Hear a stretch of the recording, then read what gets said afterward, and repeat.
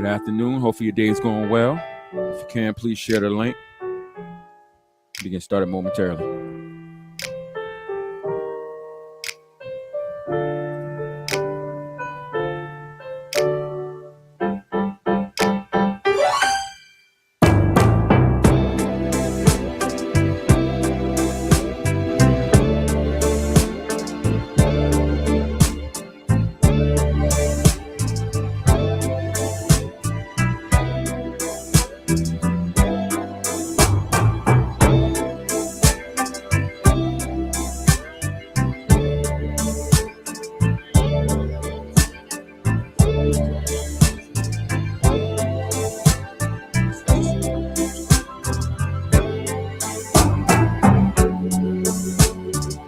Once again, welcome everybody. Hope your day is going well. If you can,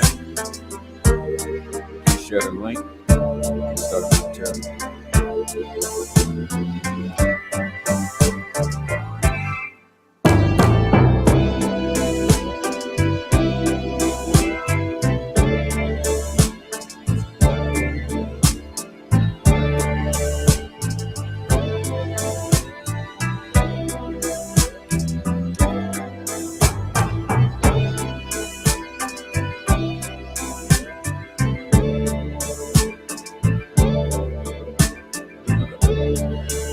Fix the camera. There you go.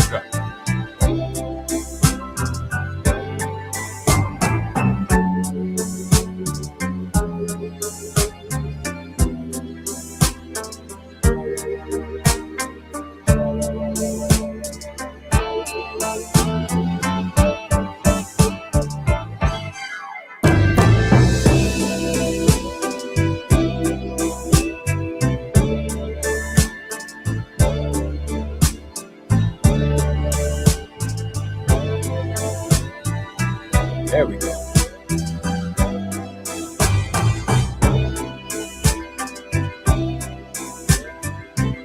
Hope your afternoon going well, brothers and sisters.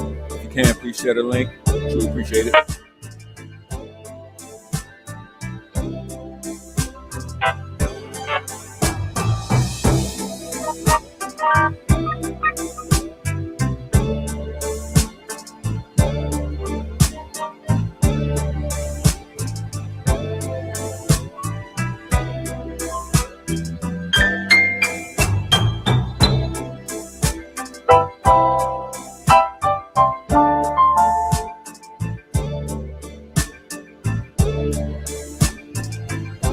Time for notifications to go out.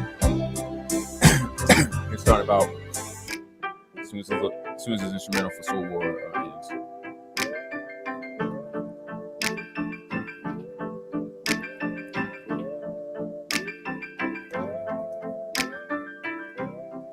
All right. Hopefully y'all afternoon is going well. Brothers and sisters, if it's your first time joining over here in Pastor Jay. And step broke watching. If it's your first time joining, welcome. And as soon as I find my trumpet, my horn, oh there it is. Then we get started for this afternoon, man. I'm gonna condense it down, but I got a good bit to show you guys. So let's first open up with prayer. Oh man, clean them up.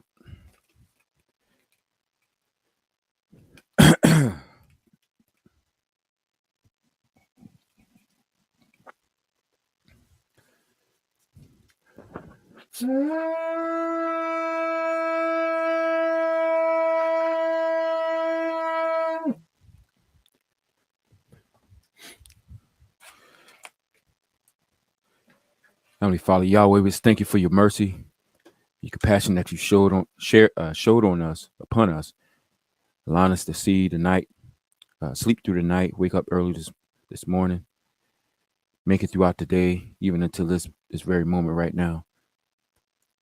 Thank you for providing everything that we need to survive, but even more importantly for your people, by your Spirit, causing us to desire and to do what it is that pleases you. But we also know that we're in a war and that we fight against evil, the evil one. as well as those evil angels, the temptations that are within the world, as well as the inner temptations of the flesh. And so, Father, we ask you to keep us out of the hand of the evil one as we gather together to learn and hear your instructions and your warnings. Pray that you cause us to not be disrupted or sidetracked.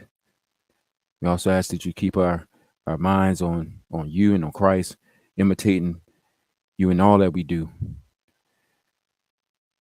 And so, Father, as we set aside this time, I pray that you give me the physical strength to relay this message to you, the brothers and sisters, also to warn them and encourage them, and also give me the spiritual understanding and wisdom to rightly and adequately explain your truth and answer any questions that may come up, so that brothers and sisters be full aware of how we are to view this world in light of your law and the light of Christ, who showed us how to live perfect and how to love our neighbor and how to love you.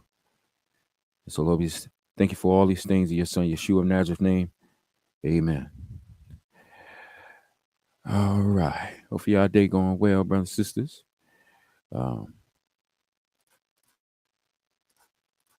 Oops. Wait, I'm doing pushing buttons. Excuse me. It's interesting that I'm going to talk to you guys about what I'm going to talk to you guys about today. Being that today has been one of those not the worst. I've had the worst a couple of days ago, but one of those days for me where I'm dealing with more of my little side effects of the, my issues in my body that's related to, neurological things. And so the twitches and the anxiety, even though I don't feel stressed out and I'm not like worried about anything, but your body's kind of react that way. And went outside early with my boys, and we were out there playing, and little off balance moments I have every once in a while throughout the day.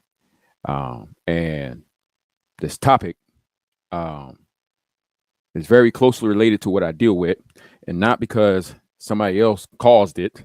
I didn't get in a fight or anything like that. That became the beginning of these problems that I've had. But there are some that are the causes of why their neighbor is in worse conditions than me, while some has died. You guys see the title in the thumbnail. Special notice to combat athletes. I know we have many among Christians, and we had a discussion the other day with the brother Shafter Berean, who does combat sports, who does boxing, and fighting and things like the kickboxing, wherever, mixed martial arts. There's different names they call these things by, and depending on what branch you go in, it's not all called boxing, it's not all called kickboxing, but kind of fall under the mixed martial arts category. And while we were talking, he said a couple of things I want to bring back up today. Excuse me. Is when we were having the conversation, we were talking about the violence and the hating your neighbor and God not being in it at all, and all these different things we were talking about. Part of his rebuttal or proof that what he's doing is not anti-Christ, and that he can continue to do that, or at least in his mind, he could just basically write off what was said to him, say that's my personal doctrine or interpretation or whatever, and that he could just continue to do it, and his salvation is not into question, he's going to go to heaven and things like that. But in his rebuttal, he was saying, as part of his justification was, he's testing his skill, and that kept coming up, but skill, right? And so you hear people use this technical technicality. They go into the, they like waist deep into it when they start talking about the technicalities. It's like with music, like somebody who's a casual music person but don't make music, like they just say, oh, this song sounds good. Oh man, I love how those backgrounds sound. Oh man, just blah blah. They kind of talk like in a generalized sense. Now, if somebody start talking about, yeah, man, because cause when we put it on that certain hertz and we put out that 2K and we start we start going to this technicality stuff, you'd be like, okay, this dude is like in music, right? He's the one who makes it. We talking about mixing records and we talking about mastering and we talking about dBs and fluffs and -18 and all this other stuff. We start talking all these numbers and stuff that go past most people's heads. Who is in the laboratory, right? So it is like the people who enjoy the food, then there's the people who make it. And so there's a way in the language that the people that are in it speak, that are really in it. It's the way that they speak versus people who are just casual eaters or somebody who just listens to music like how it sounds but have no idea how it's made. And so so when people start saying things about skills and they start saying things like jabs and uppercuts or roundhouse, or they start talking about degrees and blocks and all that, they start doing all that stuff, then who's like either a very avid fan or are literally doing it. And so the point is that part of the justification for the evil, which is violent sports, no ifs, ands, or buts about it, and everyone who participates, this class today is to show you that what you're doing is one of the ultimate signs of hating God, and it's literally impossible for you to follow Christ and continue to do what you're doing. All right, and so you have to repent. Don't get angry or upset. At first, hear the matter out. All right. I know that the flesh is gonna be like, "Oh, this is annoying." You probably turn away, but I warn you right now: whether you turn away, or you listen and reject, or you say it's my personal interpretation, as we learned from yesterday, the apostles, Jesus Christ made it very clear that when you fulfill the lust of the flesh, the results are obvious. And so you can deny what's being said to you, but what cannot be denied is your works. You can make justifications for why you're saying you're doing something, but the results of what you're doing is obvious. You could say, listen, I ain't getting in there to murder a man. Then I can ask you, well, are you getting in there to love him? And you could be like, I don't hate the man. Yeah, prove by your actions. Prove in the ring you love him. You can't do that. You can't prove that you love this man without hypocrisy in the ring. All right. But you're going to, as you see in the flyer, it said, your job is to destroy lives, not save them, not to help them. You're not a doctor. All right. You're a destroyer. So, and to follow Christ, you have to let go of that murderous job or hobby or sport that you participate in. Don't think about notoriety. Don't think about money. Don't think about, you're trying to do this because you're trying to get a scholarship, because you're trying to get to college. You better think about the fact that tomorrow ain't promised. Everybody knows this. You might not even make it to college.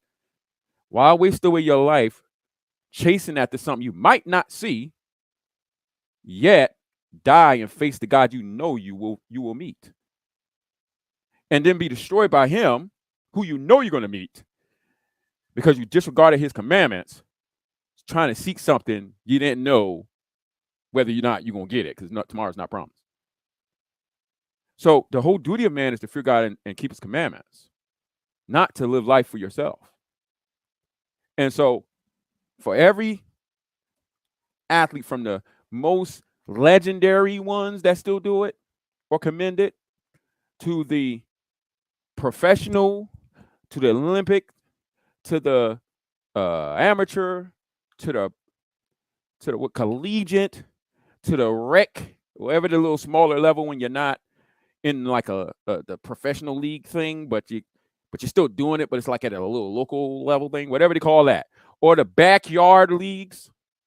All of you, your job is to hate God. All right, your job is to hate God, and and your deeds show it. The Lord doesn't care about your skill, doesn't care about, your jabs. He doesn't care about you trying to get scholarships. He doesn't care about you fight within the rules so you don't hit below the belt. Whoop de doo. You don't hit below the belt, but you hit way up high where all the man's sense is, though. But anyway, so all this stuff that goes on. You've been deceived by the evil one in the spirit, from the spirit world, then deceived through his servants, these coaches y'all got, these guys that convince y'all to come into the gyms and start training, the sport itself and the people who put it on, all right, these rich folks, all right, who and these leaders who allow it to be law and legalize assault so that the fighters don't ever have to deal with lawsuits if they killed one another. That's why they're never charged with murder, even if they fought and killed the guy. They're not charged with murder or assault or anything like that. That if this had gone out and had it happened in the streets, then you'd be liable for civil lawsuits and things like that. And so you've been deceived by the evil one and by those that serve him. And the reason why this is being highlighted is because I want to start here. I want to show you guys something. Then I want to play a video for you guys. Let's go back to the beginning in the scriptures and look at this.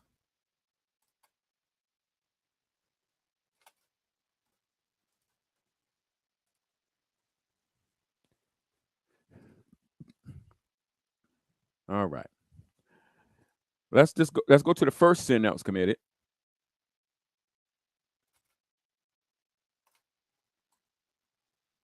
And I'll summarize since everybody knows, at least everybody here for the most part knows, all right, that Adam had relayed the commandment that he received directly from God to his wife, Eve, and told her they were allowed to eat of any tree in the garden except the tree in the midst of the garden, the tree of the knowledge of good and evil.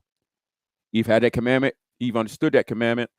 The serpent came to Eve, which was the weaker vessel out of the two, Adam being the stronger one, and he tempted her to sin, to disobey the voice of her husband, which was rebellion, right?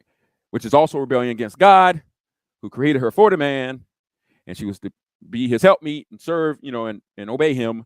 And here it is, the serpent disrupting this natural order between man and women, right? And so she's deceived by the serpent. She looks at what God told him is forbidden. Lust grows within her. She reaches out and she eats it. All right. At that moment, men committed the first transgression. Yes, it was eaten from the tree of the garden, the knowledge of good and evil, but it was for what purpose were they to eat it?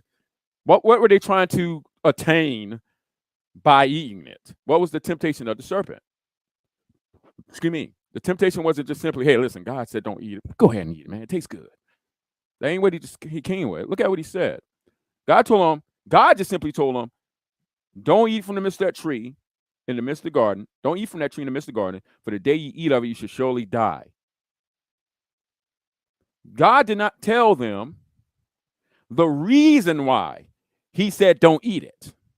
He didn't say, outside of telling them they're going to die if they do, he didn't tell them what they're going to get from eating it. Okay? Outside of dying. Obviously, every fruit, whether it be in a literal sense or in this case, a spiritual sense, all right, because the fruit wasn't poisonous. That's not what happened to them. All right, they didn't eat poison fruit and died. Okay? It was something that took place spiritually. All right? But the Lord told them, don't eat from that tree in the midst of the garden. For the day you eat of it, you should surely die. That's all he told them. The serpent came, gave him a extra piece of information, all right, that God withheld from them. All right. And the serpent came to her and said, you won't die. The serpent replied to the woman, God knows that your eyes will be open as soon as you eat it. And you will be like God, knowing both good and evil. So the serpent came and said, listen, God just don't want you to eat that. Because he knows as soon as you eat that, your eyes will be open. You'll be just like him, knowing good and evil. God said, you can eat of any tree in the garden, But don't eat the tree in the midst of the garden, for the day you eat of that, you're going to die. But he didn't tell them what's going to happen when they eat it, outside of them just dying. The serpent came and said, oh, God, just know your eyes will be open, and you become as God. And we know the serpent is a liar, but did he lie about that? We know he lied by saying they won't die. But in terms of what he said, what would happen when they ate the fruit, did he lie about that? Remember what sin does. It uses the truth to deceive a person. So the truth was their eyes would be open as soon as they ate it. They would be like God as soon as they ate it, knowing both good and evil like God does when they ate it. But by deceiving them to eat it, all right, by them eating it and transgressing God's law, though their eyes were open, though they got this knowledge of good and evil like God got, they died because they transgressed God's commandment. And so the very first sin that was committed out of a slew of them, it began inwardly in the mind, where the image and the uprightness of God was marred and corrupted by sin. And now, through this following the voice of another shepherd or another God, because just as God is spirit, the angels are also spirits as well that were created by God. So the spirit of God tells them, don't eat it. Another spirit tells them, go ahead. God, the other spirit, he just knows your eyes will be open. You'll be like him and get the knowledge of good and evil. So she eats it by listening to a voice from another spirit, another God, all right, so-called God. A spirit who, before coming to deceive a man, desired to exalt his throne among the stars and be as God, all right? And so how did he establish a kingdom, or a temporary one, but establish a kingdom? It was through deceiving mankind, where he would then have his throne, his foot, and men would be his footstool serving him. And he influenced the entire world, and all the evils that we know that exist is men doing his will, all right? But where did it start? It started in the garden. And when men were upright serving God, they ceased from serving God. And as we know, each generation came, and then they got worse and worse and worse. And then we see the people went into idolatry, and the idea of multiple gods and all this other stuff started coming up.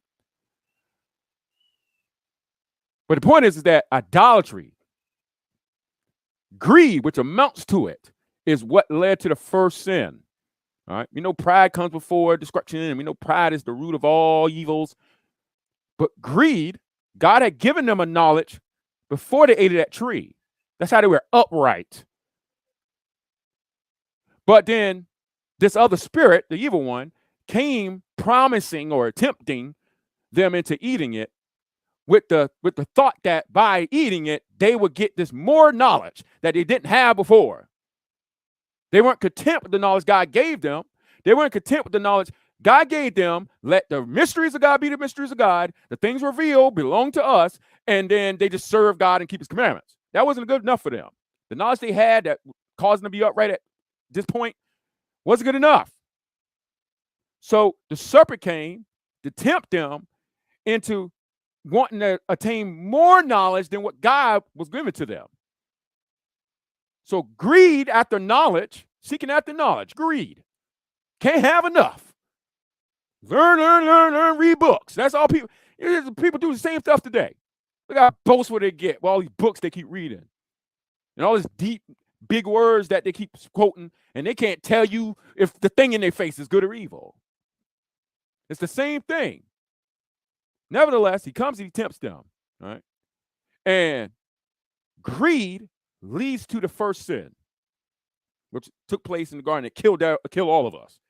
All right. Thank God for Christ. But before Christ, it killed all of us. That was the first sin. Greed, which amounts to idolatry. So the first sin, which is the first commandment, before any other commandment, the first and greatest commandment is love the Lord your God with all your heart, mind, and soul. Serve no other God but him. They transgressed that in the garden. Greed led to that. What was the second sin after that that's recorded in the scriptures? These two people had two sons, talking about Adam and Eve, named Cain and Abel. All right. Abel was a shepherd guy. Cain cultivated the ground in the fields. They come to bring some sacrifice to God one day. Abel brings the best, as it says here in verse 4. Abel also brought a gift, the best portions of the firstborn lambs from his flock. All right. He brought the best portions of the firstborn lambs, meaning he was bringing to the Lord unblemished lambs. All right. Unblemished portions. Whereas it said regarding Cain, it said when it was time for harvest, which he worked in the field, he cultivated the ground, Cain presented some of his crops as a gift to the Lord, not the first fruits of his crops. Showing Cain was a greedy individual. He thought about himself first. So that showed he had no faith, and it showed that his works were evil already. Because though he brought some of his crops as a gift, they weren't the first. It wasn't the what's the word? First fruits, since he cultivated the ground. So when he did harvest time, there's the first fruits of that. He didn't bring that. He only brought some, like the leftovers. Whereas Abel, his brother, who had faith and thought of the Lord, it said he brought the best portions of the firstborn lambs. All right. So far we see a person who fears God, and we see another person that's greedy, following after the image of his parents, who through greed killed the whole human race. All right. So here's Cain being greedy, okay, which amounts to idolatry. But Abel brought the best firstborn portions, or best portions of the firstborn lambs from his flock. So the Lord accepted Abel and his gift that was of faith and was the best portions, the unblemished sacrifice. But God did not accept Cain and his gifts, which was an afterthought, just some of what he got, and it wasn't the first fruits. So Cain got mad. He was rejected. And the Lord said, "Why are you angry?" The Lord asked Cain, "Why do you look so dejected? You will be accepted if you do what is right. But if you refuse to do what is right, then watch out. Sin is crouching at the door, eager to control you. But you must subdue it and be its master." So far, Cain is a greedy person, which amounts to idolatry. Greed led to the first sin in the garden. Here's Abel, his works are righteous. All right. What happens? It says, one day Cain suggested to his brother, let's go out in the field. Let's go out in the fields. All right.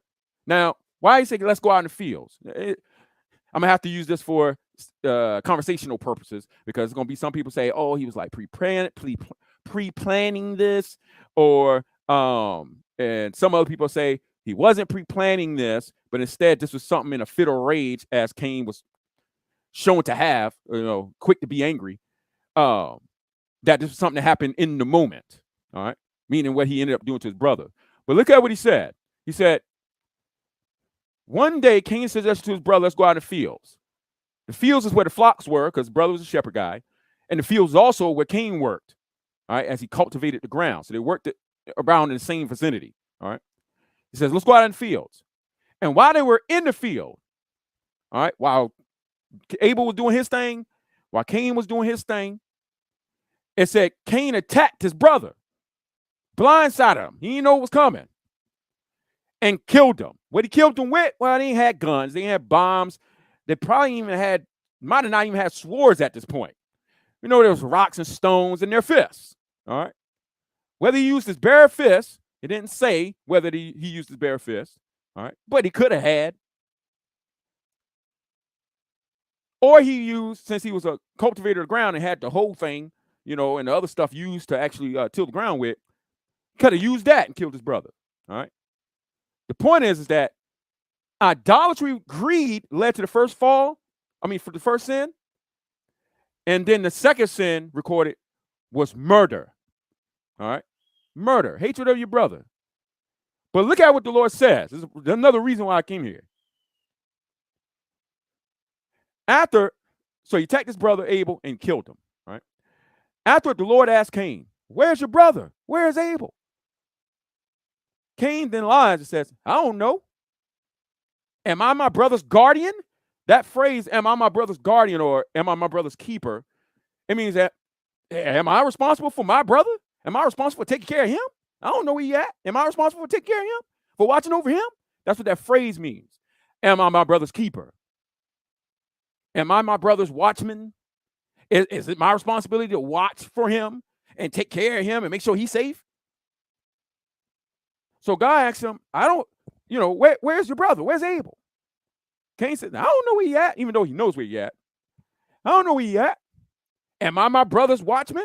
Am I my brother's keeper? Is it my responsibility to take care of him? Is it my responsibility to keep him safe? But the Lord said, what have you done? Listen, your brother's blood cries out to me from the ground. Why you say blood don't got no mouth? What are you talking about? We're going to go to another passage later on. I'm gonna say it, because I'm going to have to say it at this point, but I want to show you a scripture where the Lord emphasized that again, because this all has to do with Christ later on. But he says, your brother's blood cries out to me from the ground. Right? He killed his brother. And how have he killed him? It was a gruesome death, because his brother was bleeding out and died from the injuries in the wounds. And so God said, what did you do? Your brother's blood cries out to me. The reason why he says his blood cries out to me, even though blood don't got no literal voice, it ain't got no mouth. Blood is, the thing that runs through your veins. Why did the Lord say the brother's blood cries out to me? I want to show you something that God said to Noah after he got out the ark. When Noah got out the ark and the Lord was telling him what to do with these animals, right?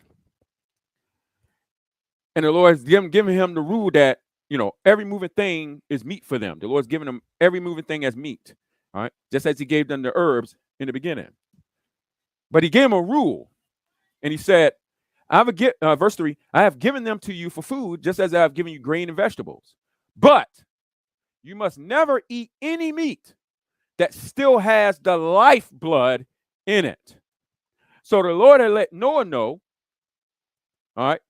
And maybe Noah knew this already, but the Lord is just telling him, you're not to eat the meat with the lifeblood in it. Not that Noah might have not known that, the life of an animal is in the blood and all this stuff. But the Lord is telling him how not to eat the animals, all right?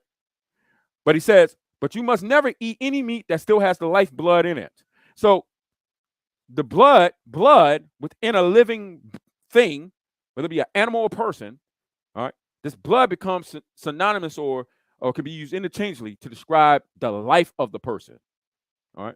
So if you eat the animal with this lifeblood still in it, as if you're eating this animal, it's as if you're eating this animal alive, with its life still in it. It'll be something that is egregious in God's sight. It's like it to murder, all right? It's like to murder in God's sight. It's an abomination to eat the meat with the life's blood still in it. So they had to drain all the blood out, which symbolized the thing was completely dead. All life departed from it, so that when they ate it, they weren't eating the animals with its life still in it. You should not consume another thing's life. That's what the scripture is talking about.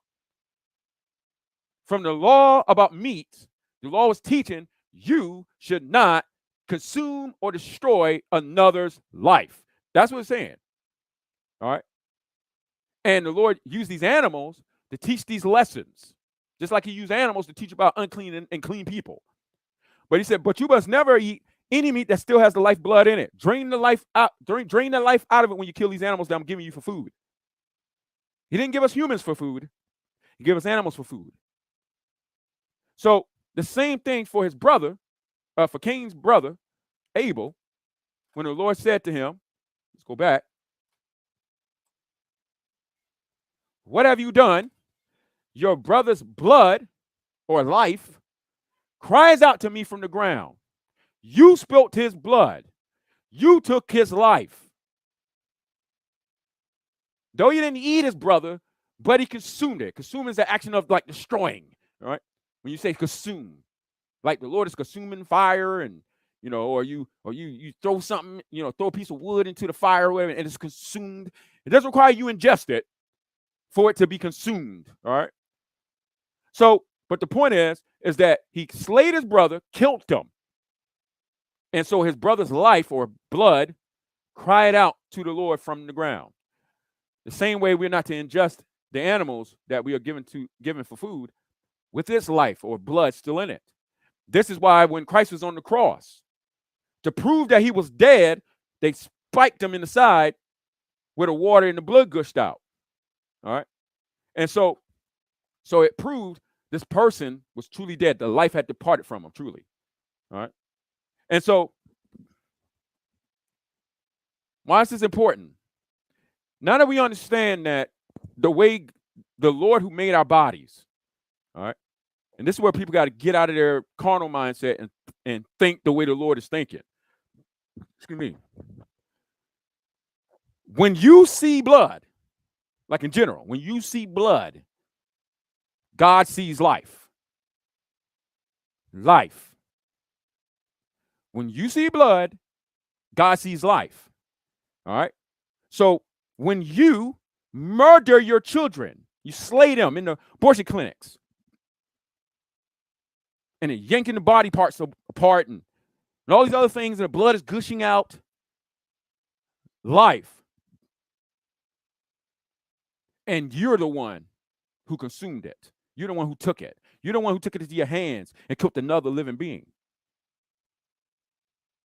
So this is not just, oh, blood, let it clot up. Yeah, that's what you naturally see. But the Lord is showing you that blood is on a whole nother level in the sight.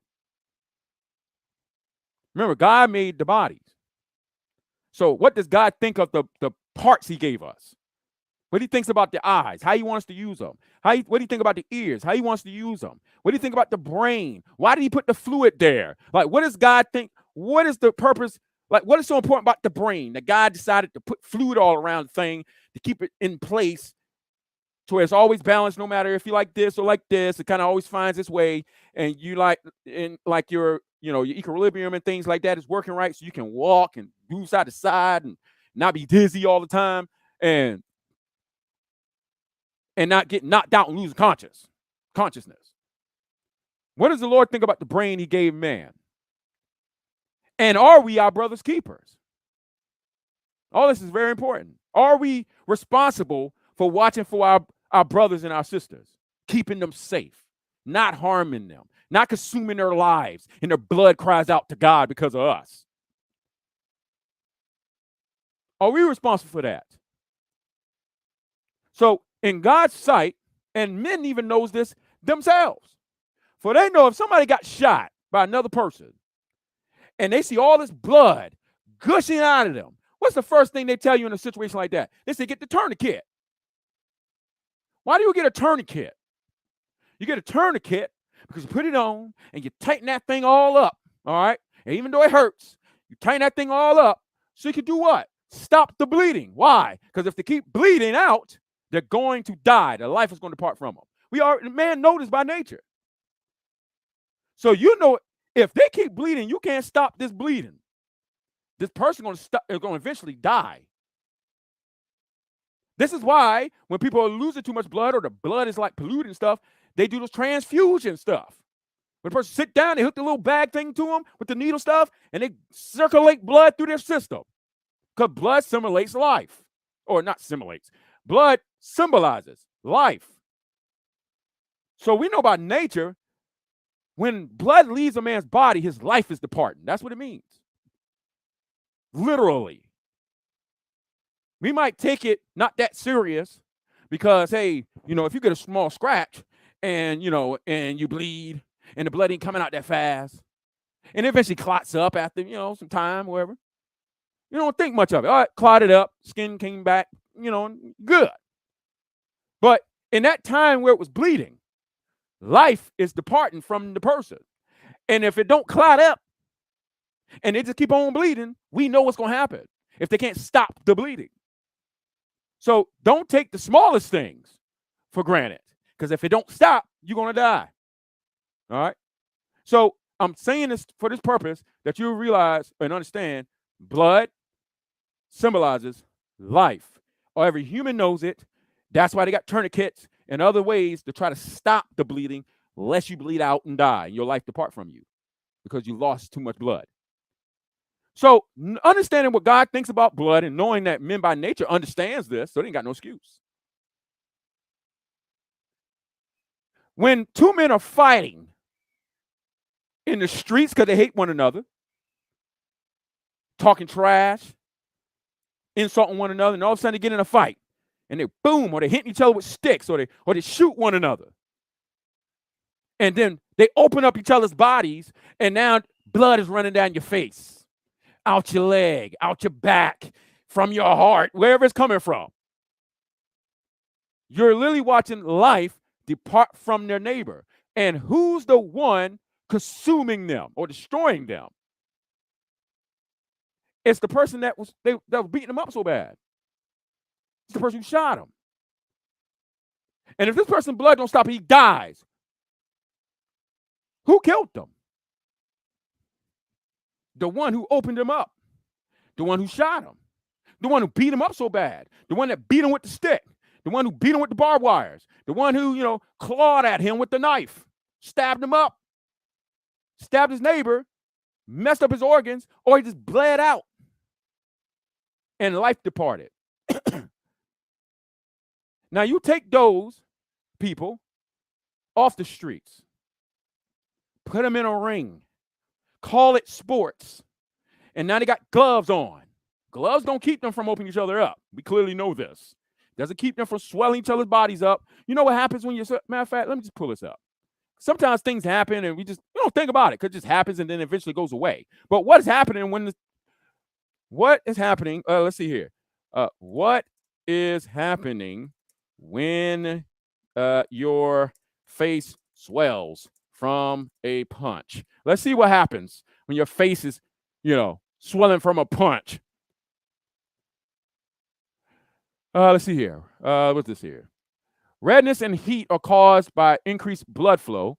Swelling is the result of increased movement of fluid and white blood cells into the injured area. All right, so you're punching a person to where you injure them. The body knows it's injured. Who injured him? His neighbor. His neighbor injured him. All right, so he's injured because of you. All right, so his body knows. See, the body don't go, it's just sport.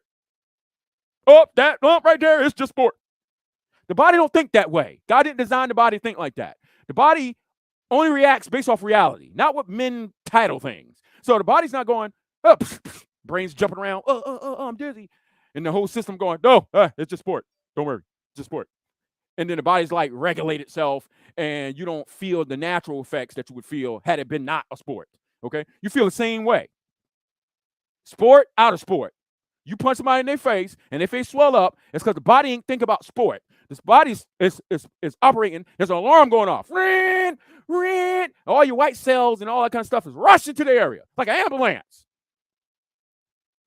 because you're injured. That's why.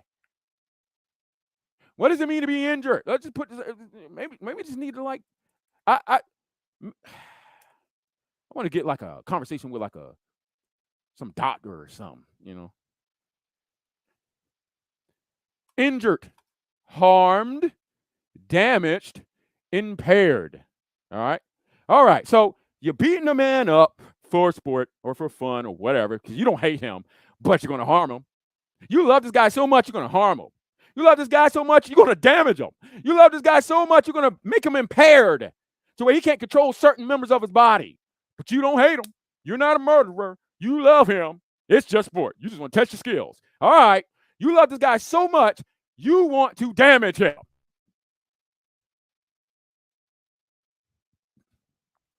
So after you damage him, his body knows it's been damaged. All his members turn their attention to this damaged area. Alarm goes off. And the members that God designed to help the body out when it's hurt comes to the rescue, or maybe they'll fail, but they'll come to this area and try to repair it. And remember, nothing can do anything apart from God. So if the white cells are moving towards this injured area, and if the fluid is that ain't normally in that area, all of a sudden this excess fluid rushes to this area. Who moved it? Comment section. Who moved it?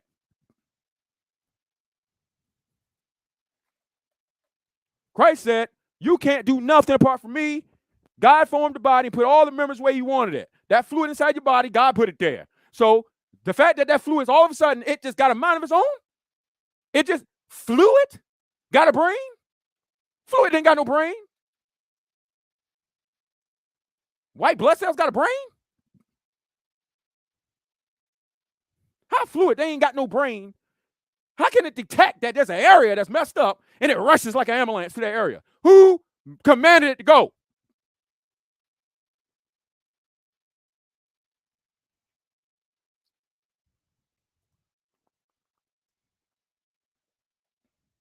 The technical fighters don't think like this. They don't think about themselves. Who commanded it to go? Just like the oceans. It's got its place, and God gave it a border. It don't cross over. So no matter how proud the waves is, they don't come over that beach line. Unless God says, go flood the land. Then the waters go beyond its natural habitat and flood a city and destroy people. Fluid and white blood cells have their natural place that they travel.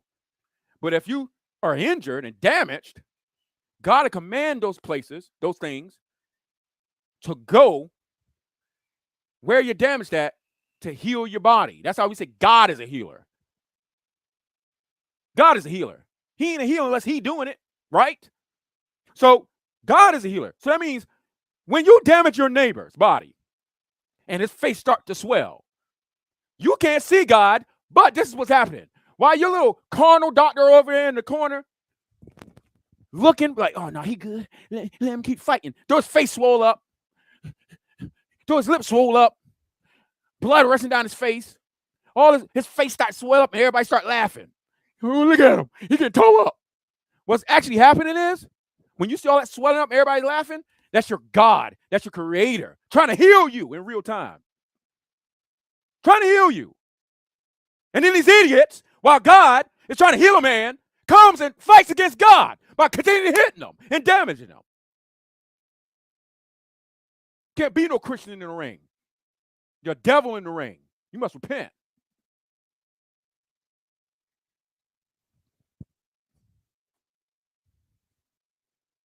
And if that's God healing this man, because another man's doing evil to his body, what does that say to all the Christians in the stands?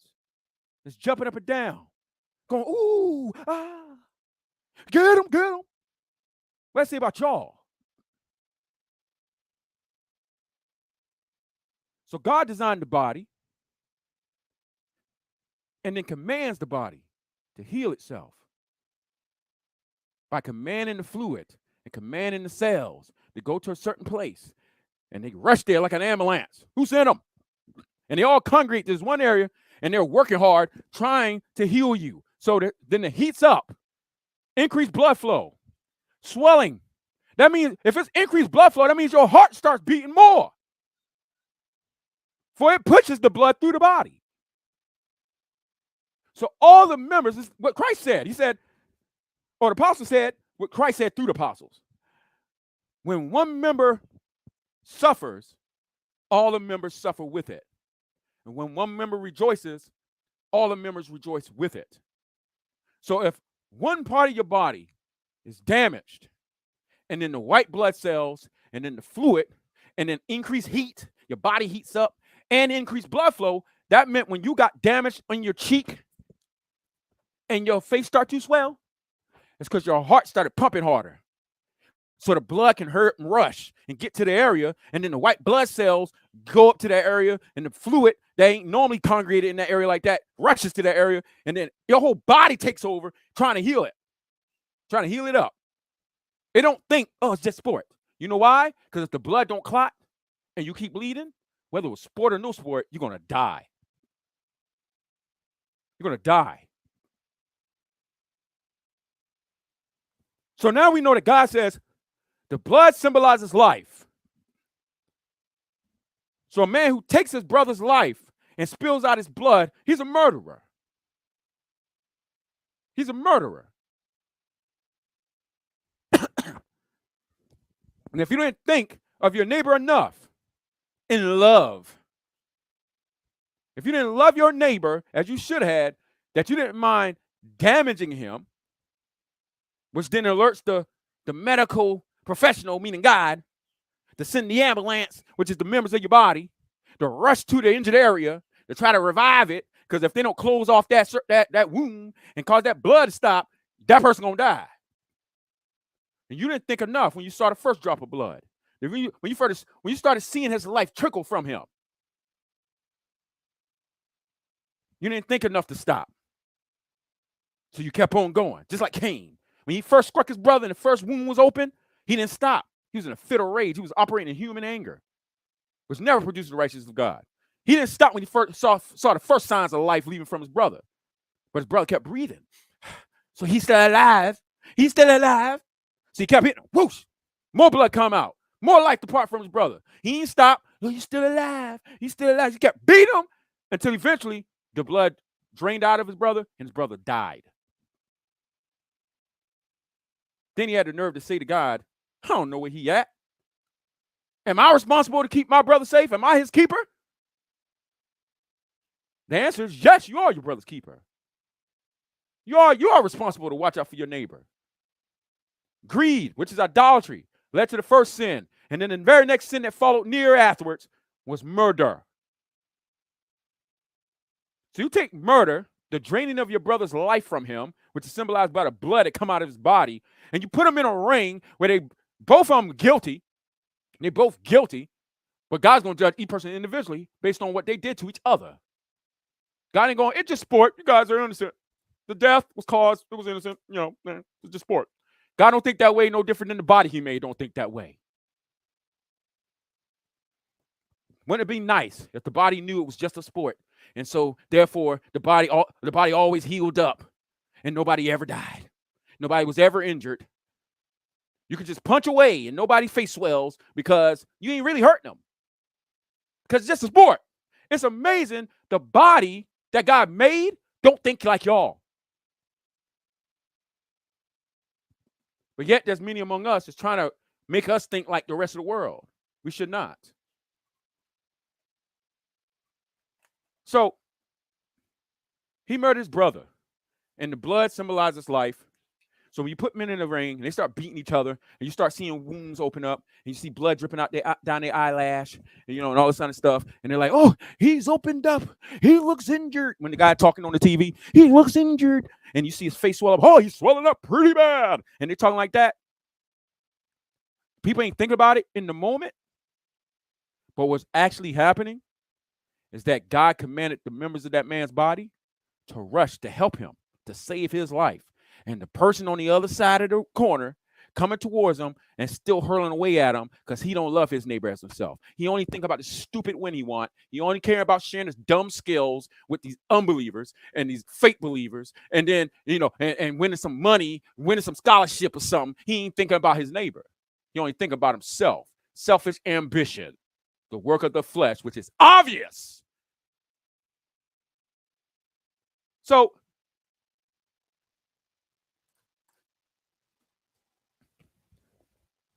when the people were beating Christ all night with that, and they was whipping him, he was ripping him, and they ripped off his beard, and they put the thorns in his head, and the blood was gushing out. Yeah, Christ died upon the cross, but he started to give his life during the beating. When he was in the garden before he was even taken, Christ was already in agony about what he's about to endure. He sweated so hard while he was in such agony praying. It said his sweat fell off his face like thick drops of blood. It wasn't literal blood. It was sweat. That's all. His body was hyper, man. Like his body was, I'm going to say a panic attack, but I don't know how to explain this better than saying panic attack. All right. So his heart is racing fast. His body's heating up. He's praying so hard and fervently, the evil one is on his back. He knows the time is coming, and he's praying for the Lord to give him the strength. The angel comes and strengthens him inwardly so he can be able to endure what he's about to go through. And it said that he's prayed even more fervently. He started sweating hard. What got to happen for you to start sweating hard? Sweating so hard like you had an intense workout and your sweat's dripping out your body, but you ain't working out. That's why I'm using the word panic attack. because there's no other way for me to describe how to a natural human body who's not in a gym, not racing, not playing no stupid sports. He's just praying hard, and his body's reacting like he had a intense workout, and he's sweating so hard, his sweat's falling off like blood. That began before he was ever taken. So then you can see the fact that Christ's body was like that. You can see why he was agitated with the apostles, or the disciples at the time, when he got up and they were knocked out, sleep. He said, "Get up, I told you to pray." But then he was taken. You know what the funny part is? Thank the Lord for this. So Christ's body is reacting like this. He's sweating so hard, his sweat falling off his face like thick drops of blood, like the scripture says. Then Judas comes. Give him the kiss of deception. And they get ready to take Christ. Then Peter says, "Lord, should we fight? We got the two swords." And he pulls it out and go and chop off the priest servant's ear. Now the priest servant's bleeding. His blood is gushing out. That blood represents his life. His life's departing. If nobody helps him out, his life is depart from him. Christ takes his ear, put it back, close up the blood, saves his life, literally, and then turns to Peter, who struck his neighbor and was causing life to depart from him, and said, "Put your sword up. He that live by the sword, which destroys men's lives, will die by the sword. His life will be destroyed." And Apostle Peter put that sword away, and he never drew it again to hurt anybody. That's why the apostles told us our battle is not carnal, and we don't fight using carnal weapons. But here it is, men today among the churches want to use carnal weapons to fight people, go to war with them. Don't talk to me about no doggone military. Don't talk to me about the police. Don't bring up David. Don't bring up Abraham, war with the kings. Don't bring up Solomon. Don't bring up none of them. Don't bring none of them up. You little fake warriors. You ain't real warriors. You violent athletes. You're not no sword of God. You're going to die at the sword of God if you don't repent. You're not the sword of God. You don't keep evil at bay in the world. You don't keep people's lives safe. You destroy lives. You're murderers. You're professional murderers. That's what you are in God's sight. The world might give you hand claps and a belt. God gonna give you some lick of fire. That's what he's gonna give you. And more than that, I can't even imagine what the lick of fire is like.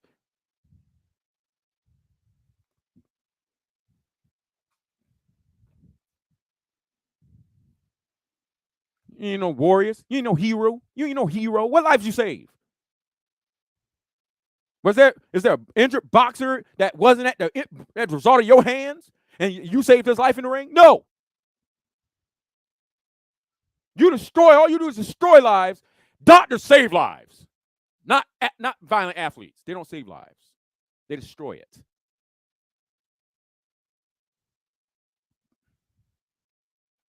You've been deceived by those who say it's just a sport. You've been deceived by the person who brought you in the gym and just had you punching bags. Because bags are inanimate objects. Bags don't bleed. But you training them bags, learn all the little techniques, so you can take all that you learned, all that knowledge you gained, and go into a ring and practice the same things on your fellow man. And unlike that bag, your neighbor bleeds. So when you punch that bag as hard as you can never rupture its splendix. You can never cause it to collapse from lung collapse. You can never give it brain injury when you're punching speed bags. You couldn't do none of that. So you got deceived by the enemy while you were training. Then you step into the ring and take all that you done gained, that muscle memory, and you go in there. You ain't think about nothing else but this win. Now your life is on the line because it's going to be you or him. You ain't going to stand there and just take the punches. Why not if what you're doing is good? Aren't you loving your neighbor as yourself? Why would you block him when you're trying to get through his blocks? Why don't you just let him hit you and you hit him back? Your very work show you're doing the work of the devil because you're trying to dish out what you don't want back. So You take all that training, you go into them fights, and you cause damage to your brother. And then the Lord got to try to save his life. Got the Lord saving his life, caused the body to swell up and all that kind of stuff. Then, because God got doctors and stuff in the world and stuff like that, they also come in and try to help boxers out. While you're off in the corner. Look at me. I got a knockout. So, the Lord hates it. This is contrary to his spirit.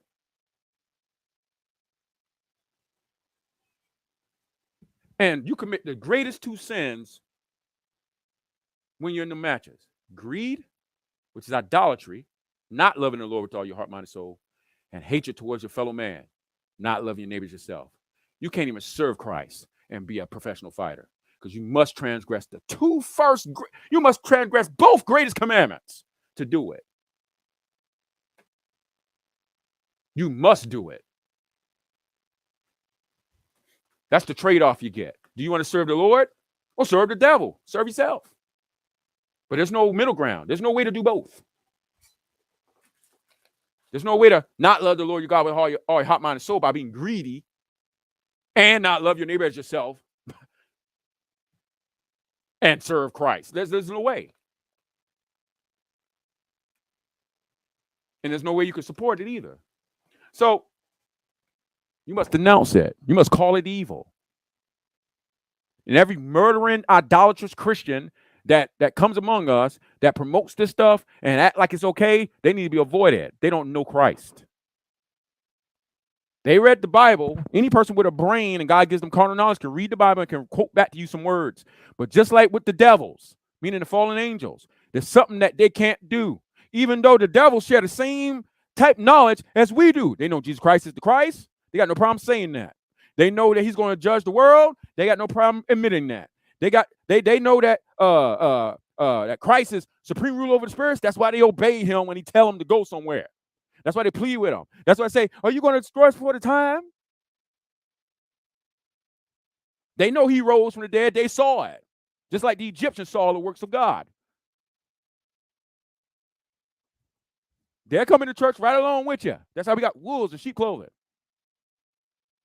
But in order for them to be wolves, they got to say that they believe and they got to teach like they understand the essentials of the faith. Because if a wolf come in there and say, Jesus ain't the Christ, all you Christians be like, huh? What? No, a wolf come in there and say, he is the Christ. Because the devils know he is. But what can't they do? What makes us different than demons? If we all believe there's one God, if we all know Jesus is the Christ, if devils like Judas was being baptized, we was all baptized in water, what makes us different? There's something they can't do that all the children of God can do. Demons can't walk in the light. They're evildoers. That's all they are. Those who are of Christ walk in the light. And that the devils can't do. They can admit all the same understanding, knowledge, and stuff but they can't walk in the light.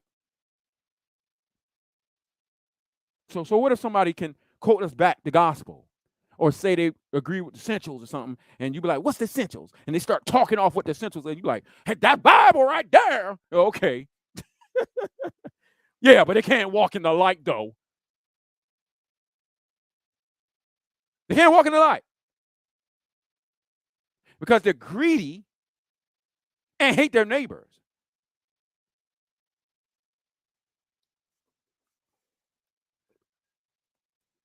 And it's not enough to just stumble, but what you stumbled at is what you hated. And what you hated, you understood was evil. That's why you got no problem confessing that it's evil. And then the Lord restores you and you walk in the light.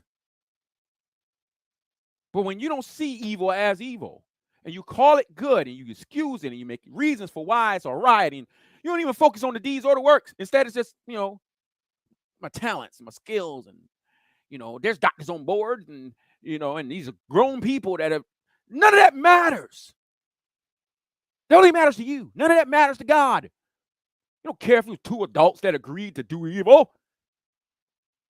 The adulterers won't be able to get away with that. The fornicators won't be able to we were two adults. Two adults. We agreed to do this. So, okay, you both be destroyed.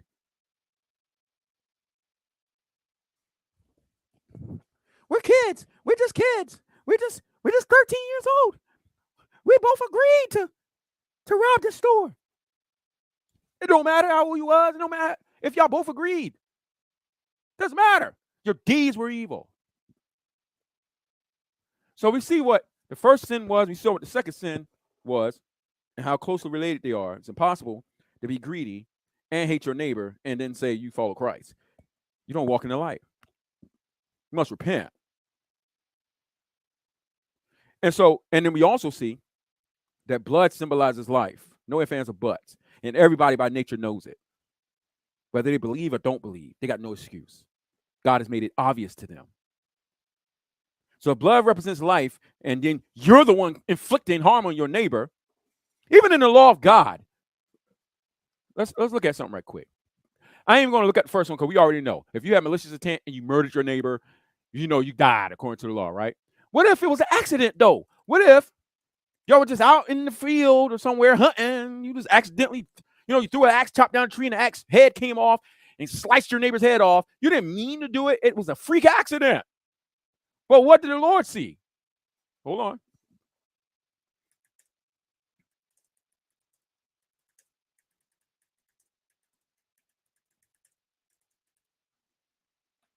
All right.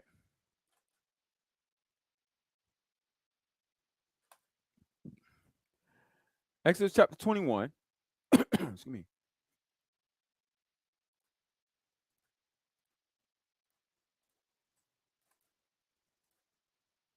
All right. Look at what the Lord said in his law, right? He said, if anyone assaults and kills another person, must be put to death. Now, let me stop here right quick because I already made the point, and you guys can look it up if you don't believe me for some reason. But the reason why fighters during the match, even if they ended up killing their opponent as a result of their punches and all that kind of stuff, they don't go to jail. They don't get charged with murder. They don't get charged with assault or anything like that, or manslaughter.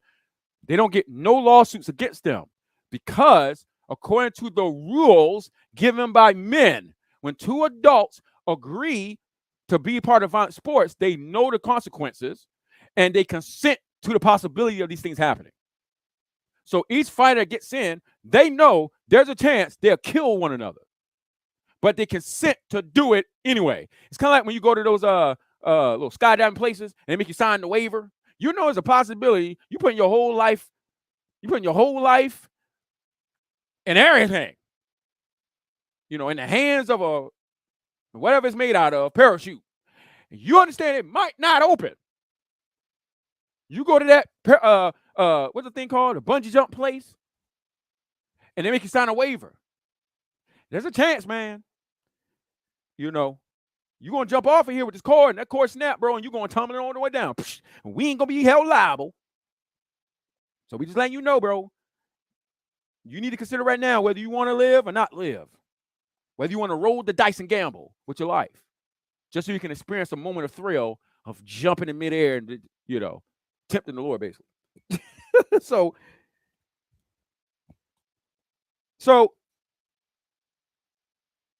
the person says, well, I understand I might die, but, I'm willing to take the risk. I want to experience this fun right quick. At the expense of my life, I want to experience this fun. That's what signing the waivers are. At the expense of my life, I want to, I know at the little kids' place when you play with the like the ball pits and stuff, they say the same thing in them little waivers. All right, but that's a little bit more reasonable. You're just playing in a ball pit. All right, it's a super freak accident. Okay, you're not tempting the Lord. All right, or like when you're swimming. Right, but jumping out of the planes and all this other stuff, these little hurling yourselves off in them little wingsuits off the side of the thing, they make you sign a waiver like, look, bro, chance this thing don't open up. At the expense of your entire life, do you want to experience this? Yeah, bro, I want to experience it. Parachute don't open. Oh my gosh, no. It's too late. Can't take it back. Some people got it by miraculousness. The Lord actually caused some people that jumped out of a plane, parachute didn't open up, they splat against the ground, they got banged up pretty bad, but they lived. Not everybody died. But the point is that The law said anyone who assaults and kills another person must be put to death. So I said all that to say this. In the men's law, they legalized assault. They don't even call it assault. The reason why they don't charge people with assault when they're beating each other up so bad in these fights is because both, what the brother said yesterday, it's two grown adults, they consent. So though they know, hey, look, bro, this is what y'all stepping into, y'all might die or kill one another at the expense of your neighbor's life. Do you still, in your life, do you want to still do this? And they say yes. So they get in there. So since they both agreed and it's in the confine of sports, they don't call it assault. So even if you really hated the guy, you be like, man, you know what, bro? I'm going to punch this dude so hard tomorrow during this match, bro. Man, I hope this dude die. You can have all the maliciousness you want. You get in the ring, fight within the rules, but every time you looking for that right hit, doop, doop, doop, doop. If he bleed out and die, you don't get charged in men's courts, even if you really didn't like him, because y'all both consented to whatever took place during the fight. So they legalize assault. All right. So it's not called assault in their laws, but in God's law, it is.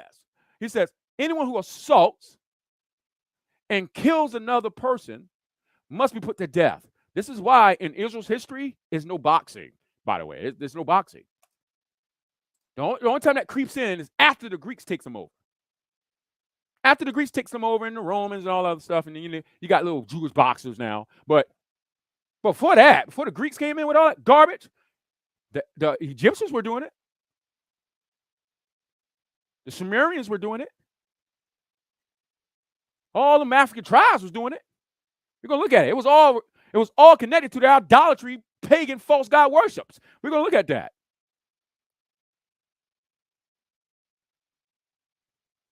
But when God called Abraham and then Isaac and then Jacob and then the 12 tribes, it's not among them because the law wouldn't allow it. Because unlike carnal men who legalize assault, God views it as assault, hating your neighbor, violently attacking him. Anyone who assaults and kills another person must be put to death. But then he says this, but if it was simply an accident permitted by God, an accident permitted by God, do not in your mind for a second, all right, think that these fighters, when a fighter dies in a ring, doing this match or whatever, it was just an accident permitted by God. It wasn't an accident permitted by God, all right? Because no one in the ring went in the ring to love his neighbor and accidentally killed him. He went in the ring to hate his neighbor. It was all malicious. They planned everything. They planned their scheme. They did a scouting report. They saw his weaknesses. They planned how he was going to hit him. It was all malicious. They didn't think about the fact they could actually kill him by doing what they were doing to him. They didn't think about all that. All they cared about was their win. They were blinded by pleasure of sin. But all their actions were deliberate. It wasn't no accident. When the scripture says, but if it was simply an accident permitted by God, it tells you what an accident is considered. Not when two people plan or you plan to hurt your neighbor and he dies. But he says, but if it was simply an accident permitted by God, I would appoint a place of refuge where the slayer can run for safety. However, if someone deliberately kills another person, then the slayer must be dragged, even from my altar, and be put to death. Because the altar in the temple, when people took somebody's life, they would run to the temple and cling to the Lord's altar as a sign like, you can't hurt me. I'm hanging to the Lord's altar. He's going to save my life. He's my shelter. But the Lord said, but if it comes to find out this person deliberately killed this guy, you go to my altar and you drag him from my altar. I ain't going to protect him. And you kill him. So we see how God views life and how he desires and commands for men to view each other's lives. So much so, you be careful how you treat one another. You won't deliberately kill them. You'll be careful to not accidentally kill them. But if you accidentally killed them, and it was an accident permitted by God, God had a refuge place that the slayer could run to for safety. So Let me find this other law right quick that gives us an example if they're in the woods.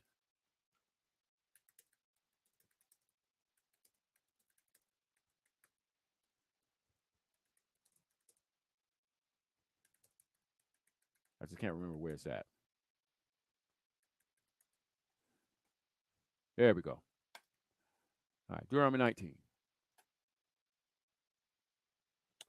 It goes over this law about the city of refuge again, and it goes into detail about the accidental part that we read just now.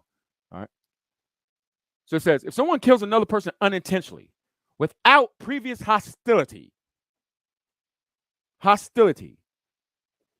right. What is hostility for anybody that might not know? Hostile behavior, unfriendliness. So if you two were friends, had a great loving relationship, and then y'all went out in the woods to chop wood because, y'all going to eat or have a cookout or something. And and y'all out there and y'all chopping wood or something like that. All right. It says, if someone kills another person unintentionally without previous hostility, the slayer may flee to any of these cities to live in safety. Going back to the law we just read just now. It's going to be an example. For example, so this is what it means by accidental killing permitted by God, right? This is what this means. It don't mean we doing sport and he just happened to die. He just happened to die while I was punching him. That ain't what that's talking about. But it said, for example, suppose someone goes into a forest with a neighbor to cut wood. Y'all need something to keep you warm, or y'all about to cook and y'all need some wood. You're going there, y'all friends. Hey, bro, hey, bring your chainsaw, man. Bring your axe. Let's go chop some wood, man. We're going to have a barn fire. Oh, okay, cool. But it says, and suppose one of them swings an axe to chop down a tree, and the axe head flies off the handle, killing another person, struck his brother. So his action was this. In a boxing match, when they fight each other and they looking for all the little holes. And when they knock each other down, they don't go, oh, snap, oh, whoa. They don't respond like that. Instead, they turn around and they go, yeah. That's because they meant to do it. That's what they were aiming to do. And it excited them when it happened. Them ain't friendly people. That's when you're opposing an enemy or rival. But the Lord said in his law, an accidental killing permitted by God is they had no previous hostility. They're friends, acquaintances, got a good relationship. And they go out to chop wood. And while swinging an axe, the axe head flies off and accidentally hit his neighbor and kill him. That person's reaction is like this. He's like, hey, bro, all right, about to chop the tree down. He goes, shit. And the next time he swing it, the axe head, because the previous hits got loose, he didn't recognize it. And he went to swing, and it came off, and it went. He's like, hey, watch out. And it hit him, and his brother died. He's upset. He's crying. He's, oh. Because that was an accident. That was not planned. They were just out there cutting wood. They ain't had no previous hostility. The Lord says that was an accidental killing permitted by God. Wait a minute, what? Permitted by God? But it said they was in the woods. Yeah. Cutting a tree. Yeah. This guy wasn't planning to kill nobody. Yeah. Another guy wasn't planning to die. That's right. But that guy kept chopping wood. He's thinking about, oh, man, yeah, I'm going to chop this wood down for my neighbor right there. It's going to heat up his family. They're going to be able to eat. He's thinking about loving his neighbor. They're working together. Yeah. All the whole time the axe head's coming loose. God sees that, but God don't cause nothing to draw that man's attention to it. So the man's still working. He's thinking about loving his neighbor. Yeah. God sees that axe head coming off, but he don't stop it. He don't cause nobody to see it or nothing. Next thing you know, God goes to swing again. Axe head comes off. Hey. Dude dies. His neighbor's sad and heartbroken. But that was permitted. That killing was permitted by God. And since it was permitted by God, meaning God took the man's life, it was time for the man to die. God appointed that. But it wasn't going to be at the hands of his neighbor planning to kill him. It's going to be, in human terms, an accident. But all things happen under the sun when God appoints it. So it's permitted by God. God doesn't hold this man guilty. He holds him innocent because his heart was right when it happened. They had no previous hostility, and the guy was there to help his neighbor, but it was some freak accident that took place. Boxers don't have that excuse. Every damage done to their neighbor, they meant to do it. And when their neighbor gets knocked out on the ground and the referee's going, 1, 2, they ain't over there going, get up, man, gain consciousness. No, instead they back there dancing, prancing, going around to the crowd. They doing all of that. No love for and concern for their neighbor. Then when the neighbor really don't get up and the match is over with, and now they see he dead. Now everybody want to do that fake kneel down thing. Now the crowd want to get quiet. Now they want to be like, all of a sudden they care now. They didn't care during the whole fight. But when the bell stops and sport is over, reality snaps back. Now they want the guy to get up, but he can't because your stupid sport killed him. The hands of his neighbor killed him. The guy he was rooting on the whole night. He killed him. You helped kill him. You were rooting him on. You helped this adrenaline rush. You helped him get even more amped up because you get more amped before a crowd than you is by yourself. You helped him out. You killed that man. All of you in the building killed that man.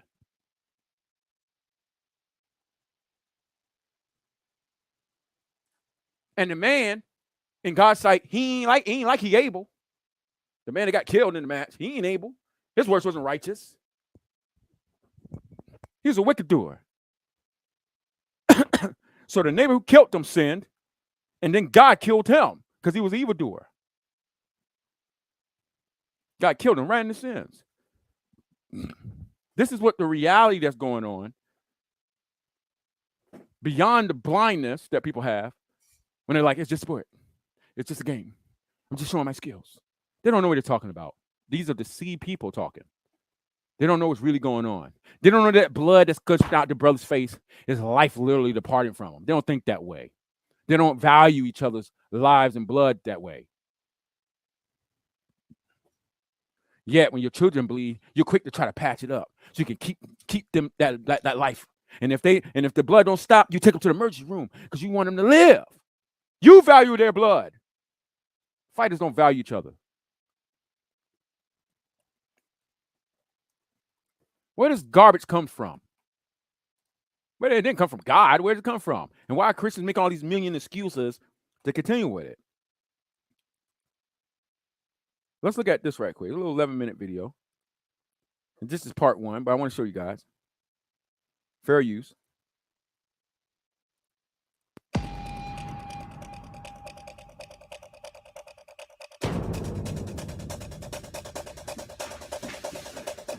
Boxing is perhaps the world's oldest martial art. Reason dictates that empty-handed combat is as old as human conflict. Before the advent of weaponry, some incarnation of punching and wrestling, and perhaps kicking, would have been the first martial art. Indeed, boxing has been around since the dawn of man and has the richest history of all combat sports. So let's take a look at the roots and branches of the ancient history of boxing.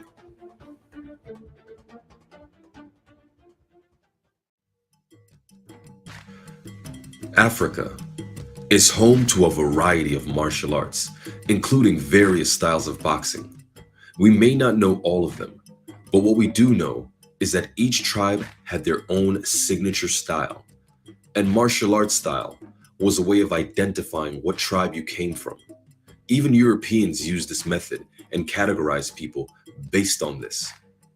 Let us take a look into the styles of boxing that exist across early Africa. As boxing is as old as civilization, we must look to the earliest recorded human civilization.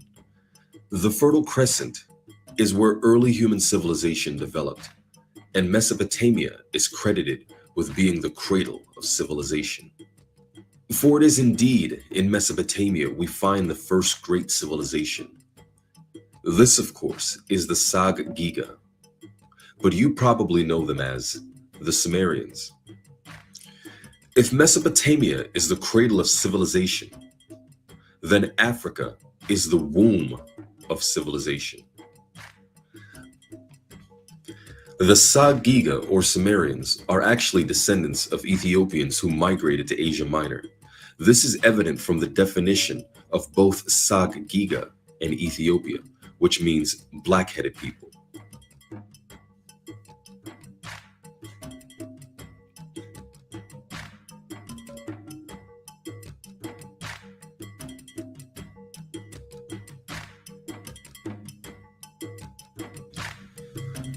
It is recorded in the book of Genesis, as well as the Quran, that a man named Kem, or Ham, was the father of Africa.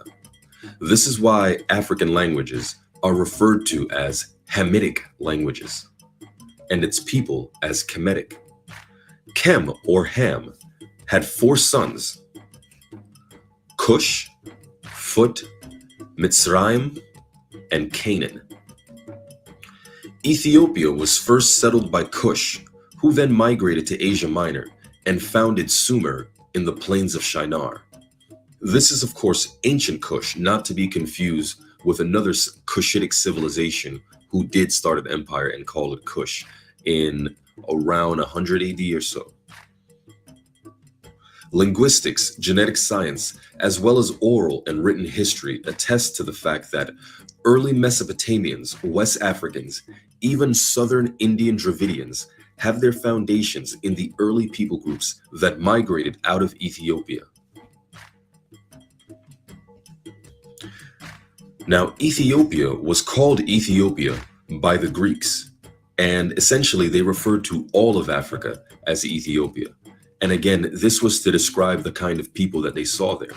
However, there are various people groups and kingdoms that rose up in that region. For example, the Nubians, and again, that later kingdom, Kush.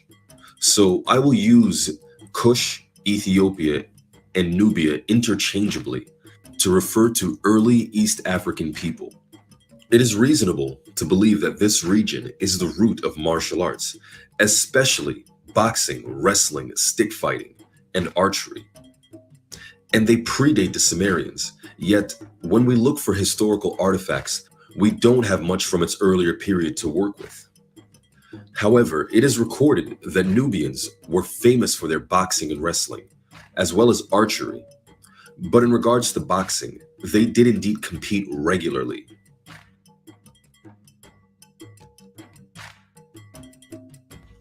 Combat sports in ancient Africa, even until now, have always been spiritual and festive in nature, often involving whole communities to come out and compete or watch. Typically, it was related to some kind of worship, be it their god or their ancestors. As such, it was done seasonally to coincide with astrological alignments, as holidays and festivals do. It was accompanied by music and ritual dancing to set the tone. These traditions still exist throughout all parts of African martial arts today, and African people are distinguished by the music and martial arts traditions they practice. So you see this among, excuse me, you see this among Africans. You see this among the Chinese. This is all connected to the worship of their gods. All right, all this violent sport, combat stuff is connected to their false god worship. It's all paganism. All right, it was not among the Lord's people. It was among the pagans, and it's all part of their worship to their false gods. All right, and so Christians are joining into stuff, just like just like with that yoga stuff. The same thing with this violent sports and mixed martial arts. It's all connected back to pagan false god worship. It's all idolatry. It's all spiritual. And you see this with the monks in the high mountains. You see this with where you get the little Avatar Airbender cartoon and all that kind of stuff from. You see this among the African tribes and the Greeks and the Romans. You see all of this. And so this, how they talked about how they do this, they would hold it as a ceremony and they would do it to the false gods and they would do it yearly. Remember, I know people try to say, that's ancient time. That's not modern time. We gotta remember it's the same spirit being worshipped, meaning the devil. But depending on what society you live in, here among the Africans, where it wasn't about fighting for money and stuff like that, maybe a place in the tribe, maybe it made you like the ultimate warrior person that would lead the troops out or something. You know, some kind of spiritual meaning that they had behind their fights. But in other societies, like in America, that practice the same evil, same hatred towards the neighbor and everything, They're still worshiping the same deity, false deity, the devil. All right, but uh, but the reason why they do it continually has to do with money, has to do with commerce, economy. So for their love of money and greed, that's why they continue to put them on as often as they do. Whereas the Africans who viewed it more of the, our God thing, they would hold it more in a ritual setting, and they would hold it at certain times of the year, similar to how the Jews would have their feast days, like Passover and stuff. These Africans and people like that, they would have these as like festivals. This is where you get the Olympics idea from. But among the Greeks and these other civilizations of the ancient time, where every 2 years or every 4 years, like they still practice it here in America and around the world, they would do these Olympic games where all the athletes come in, they have the fighting, and they have the other competitions, stuff like that. And they would open it up with a prayer to the false god Apollo and Athena and them in Athens, Greece, at the temple grounds of them false gods. Excuse me. And then they would do the torch relay, where they would light the torch using this basin thing that they got pointed towards the sun, because Apollo's their sun god. And so they use the sun rays to light the torch. Then they bring it to the Olympic Stadium, whoever the city is that's hosting it. They'll run around and they'll light that conundrum. All right. And so that connects their game back to the false god Athena and Apollo's temple. And so it's all still a religious thing even today. But a lot of people, the religious part of it, out of a lot of people who become sacrilegious over time, they don't really think about that. It's all about pleasure and fun and money now. But it's the same false god, all right? Because to serve mammon is to serve the devil, okay? Same false god. So whether you want to sit there and beat a man up and go, I'm doing this to my false god Moloch, and I believe he's going to crown me with immortality. Like, whether you want to talk like that, or it's money, money, money, money, beat him up for money. Same false spirit being worshipped. You're doing the same deeds. The reason why you're doing the deeds that are evil changes up depending on why the person's putting on an event. But that doesn't make it good or evil. It's evil for them because they were worshiping, they were calling some false god, but it's not evil for me because I'm just doing this professionally. Like, no, I don't work that way. It don't work that way. All right. Yeah, I was just messing. I just found my neighbor's wife for free. I wasn't doing it for money. Whereas the guy over there be like, yeah, but I ain't sexual moral like you. I do pornography as a job. That don't matter, bro. It don't matter why you're doing the evil deed. The point is that you're doing the evil deeds. That's the point. And so to try to give a reason why you're doing the evil deeds, to try to make it not like it's an evil deed, is to call evil good and to justify it. And so you gotta watch out for things like that. So so y'all see the ancientness of this, and they're tracking the origins of this fighting and mixed martial arts back to the same region where Adam and Eve and Cain and Abel were. Remember, the first sin was idolatry, greed, and the second sin was murder, hatred of your neighbor, shedding your brother's blood. All right, and that's where this violent sports and stuff like that became ritualistic. All right, where it was the first time it was done out of human anger and rage when Cain killed Abel. But then some men loving that blood, loving that dominance over another human being, that they started to make it organized. They take that same evil and organize it. It's the same thing. People love sexual morality, right? When sexual morality is performed, people burning lust for one another, and it was done without money being involved, and it was done without it being some program or some event. They were just doing it. But then somebody loved it so much, they turned it into an industry. Now we got the porn industry. Now we got the trafficking industry. Now you got all these different. Now you got the bikini model industries, immodest women, and people just looking upon them, and all this other stuff.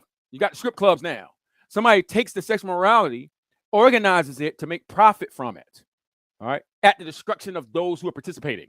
So the same thing with this fighting. The first time it was done was without a religious event attached. It was without money exchanging hands. It was without a belt. It was apart from anybody saying you were crowned by the gods, or here's this belt, you're the welterweight title champion.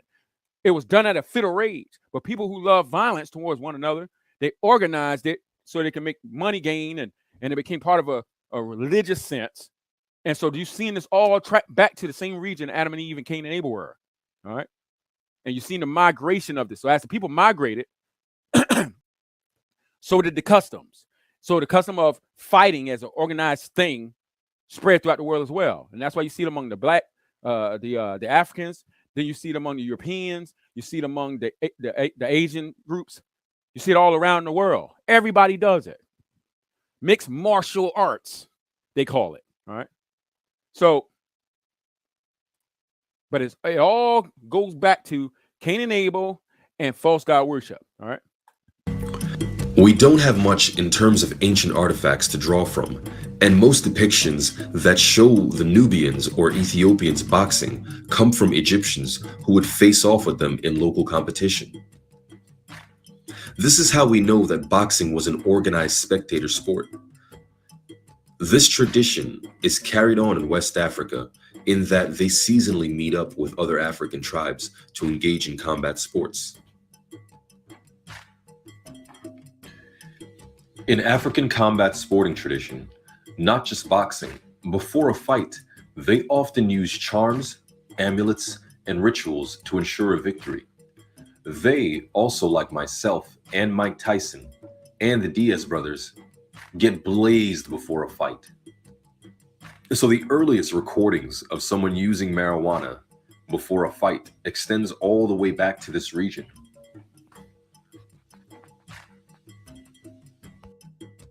This style of boxing had no rounds, and when a winner was decided, the winner would stay in the circle and take on another competitor until either he was defeated or he could no longer take on any more opponents, or if he volunteered to step out and let someone else compete. They also wore no gloves. However, some traditions did wear one glove or use a slapping style. However, this terracotta statue that dates back to around the 1st century BC shows Nubians wearing Greek-style gloves, which is predated by the Sa-Giga reliefs. But then again, these reliefs clearly show the same boxing traditions that are rooted in Africa. Drums and dancing accompanying ungloved boxing.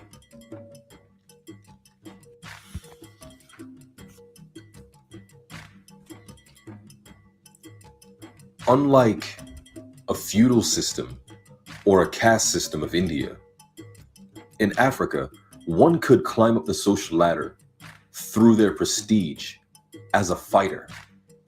Combat sports provided not just a way to make money, but to earn honor and climb up the social ladder. Fighters would often fight for kings and royalty. It has also been recorded that oftentimes they would fight for women. In this same area onto Egypt, when a winner was decided between two combatants, a woman would walk up to him and put her legs around his face and pull his face into her vagina. See, I see all this. It's the same stuff today. It's literally the same stuff today.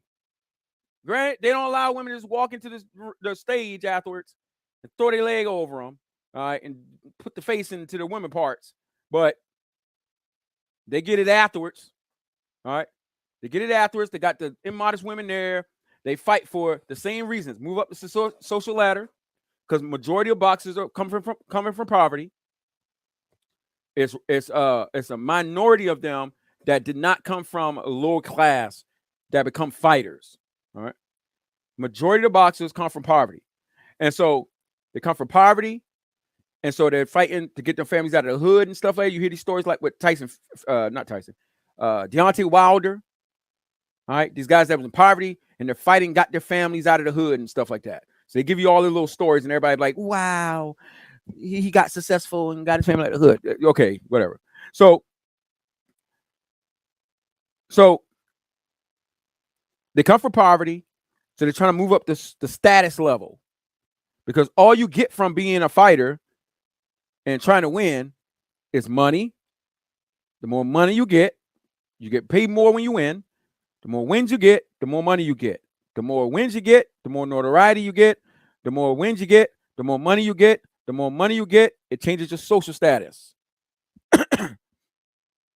You go from poverty, you go to middle class, and you come to big dogs like the Mayweathers of the world, you get the upper class. All right. So you get the class level change, and obviously with your class level change, it also you get more women who's throwing themselves at you. This is a common thing in the NBA, NFL, the All-Star weekend. You get these girls and they go try to trap up these athletes, giving them body parts away, and so they can, get some babies into this and stuff like that, and child support and live some good lives. They throw their bodies at them, just like them African women threw their bodies at the winners. It's the same stuff. So the whole excuse that was ancient times.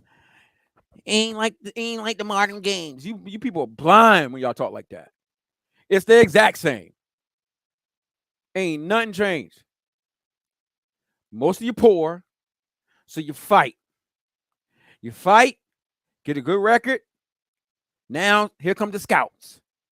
Scouts, they try to get you into professional level. You get a good match, get good records and stuff. More fighters want to fight you.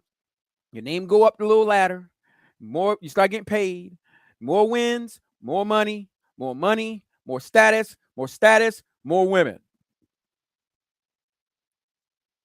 Because you surely don't get nothing else. Money, status, women. Same as the ancient guys. Same as among the Greeks. Same thing among the Romans. Most of them were slaves, but by fighting and becoming, Olympic winning athletes, they were treated as gods, and they got all these women. It's the same stuff in the Greek history. It's the same spirit. We went throughout all the tribes of the world, granting them the same stuff that's going to get them hemmed up by God. Saying, I choose you, the winner. But then again, these are things that prize fighters fight for in the modern day. Of course, our ancestors fought for the exact same thing: women, money, and status.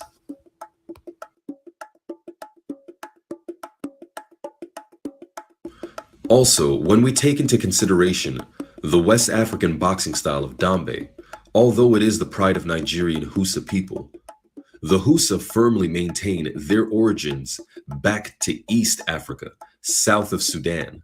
When we consider that Hausa boxing used only one wrapped hand, and the fact that the Minoans, who were influenced by the Ethiopians and Egyptians, also did this, it is fair to say that this is an ancient tradition that followed the Hausa back to south of Egypt.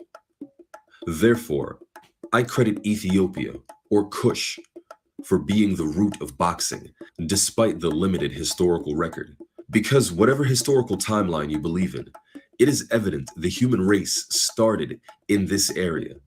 And as boxing is as old as conflict, it is logical that the framework of what would become boxing developed here. Also, its traditions are exemplified by its descendants, the Sagiga, the earliest civilization.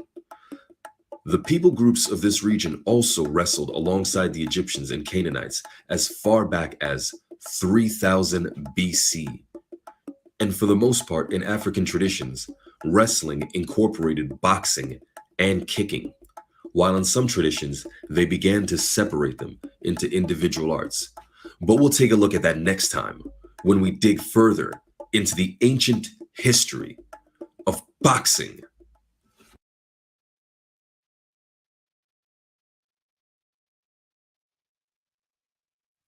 So this is just part one.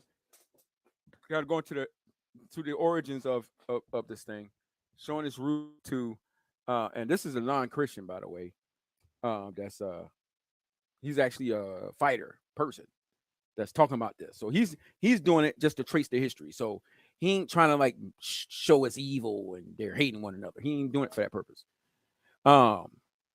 But as you can see, the origins of which this stuff, the roots of this trace back to, is back to where the region where Cain and Abel and the civilization of man began, and how this trickled throughout all societies, right? Because conflict isn't unique to just Cain and Abel, but everybody come out from these different groups, and so Human anger, which never produces the rest of God, leads to violence, leads to shooting. Whatever weapon is around at the time when you fit a rage, that's what the person going to use. They either use their fists, or if there's a knife near hand, they get the knife, whatever they can grab. All right, because they're not thinking right. They're overtaken by human anger. They're not even controlling their own selves at this point. And so something else is. And so,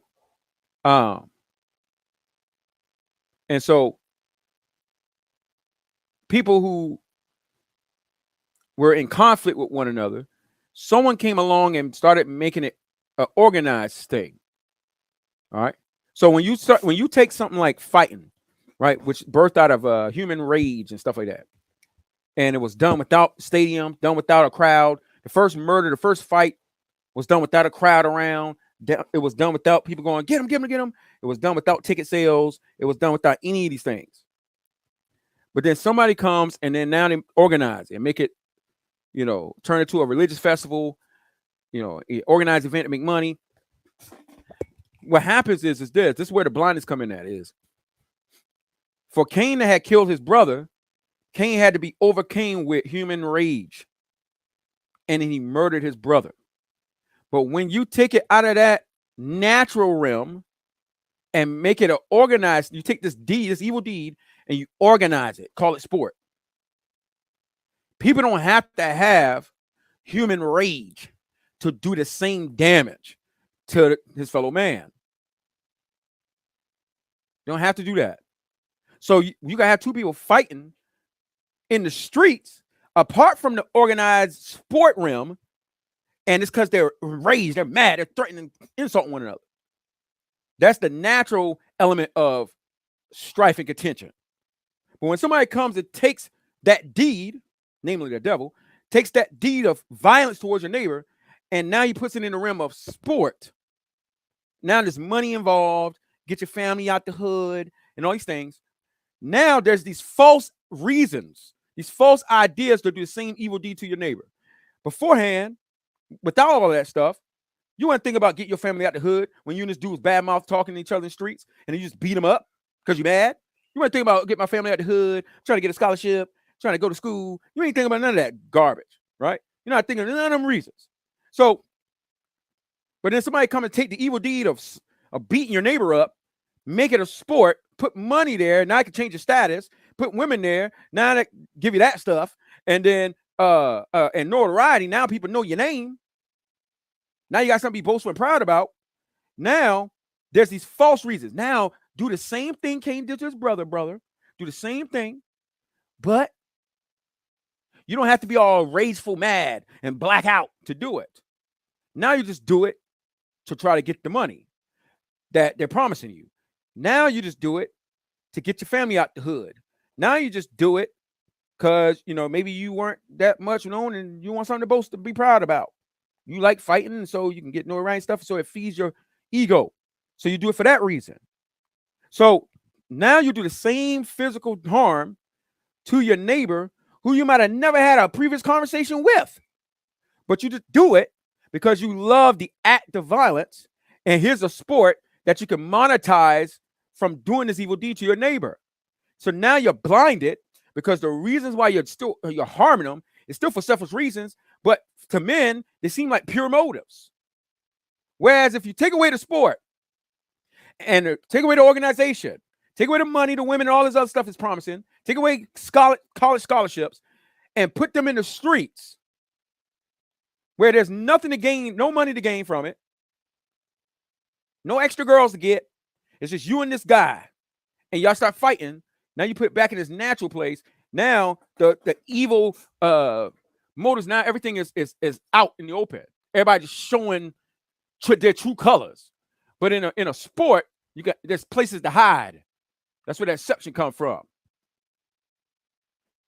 So you do the same evil deeds, but you're blinded now. You was already blind in the street by sin, but it was this malice and there was this hatred. I can't stand you, insult, blah, blah, blah. You just beat the dude up. You had nothing to gain from it. You didn't get money. You didn't get no girls. You didn't get nothing like that. You just beat this guy up because you just purely hate him. Now, because you can get some girls, get some money, get some things, you ain't even got to maliciously hate this guy prior hand. You'll be fighting a total stranger. You ain't never knew he came from the other side of the world. You just fighting them because it's your match. But why are you causing the same harm to them if you love them so much and don't hate them? Because you're doing it for selfish ambitions, money, girls, notoriety, ego. Still serving yourself, still serving the devil in a different capacity. And in whether it be sport or out of sport, you're doing the same deeds. So whether you're in a ring or not in a ring, when you harm your neighbor, God has the same reaction. If he's on the street and you beat him up and his face swole, it's because God's trying to heal him. If you're in a sport realm and you beat him up and his face swell, it's because God's trying to heal him. God don't change his reactions because you decided it was going to be sport today. It's the same reaction from the Lord. So it's the same evil deeds. No different. You rob a bank because you're trying to get money and you put people's lives online and hold them hostage till they empty that cash register. Okay, well, take it out of that realm and give you a remote control. Give you a game called GTA and then put it in GTA 5. Put it in the box, in the Xbox or the PlayStation 5 or 4, and it comes on. And then there's a little screen with the guy in the bank and stuff. And it got the little screen that's telling you a little storyline. And then it zooms into first person or the third person view and then start telling you, kill the guard, put the people in the closet, go blow up the safe. Same evil works, same spirit, same deed. Done in a different realm, I'm going to call it. Realm or capacity. And in one, it'll be obvious to everybody, yo, this is messed up. This is evil. But then you take it and make it a game, do the same deed, but call it a game. Then all of a sudden, everybody gets blind. And everybody act like it ain't evil no more.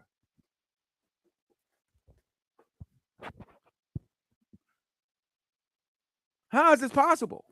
This is a great, competitive sports is one of the greatest deceptions of the devil because he takes the evil deeds of men and organizes it and then have them doing it for other reasons outside of just maliciousness, and it blinds the person to think they ain't doing no evil.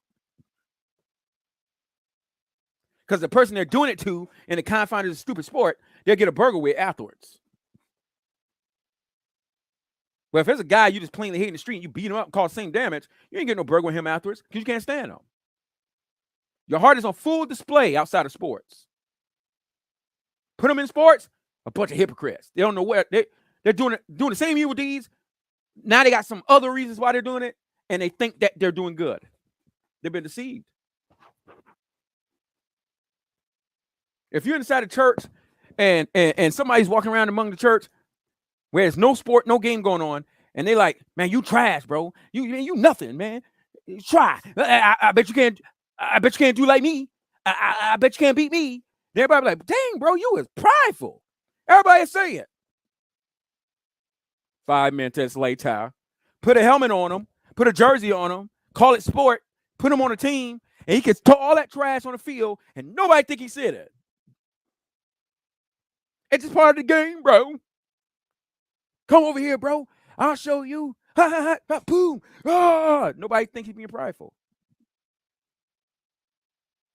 Is it worse if you're not driven by anger? It's worse. It's worse.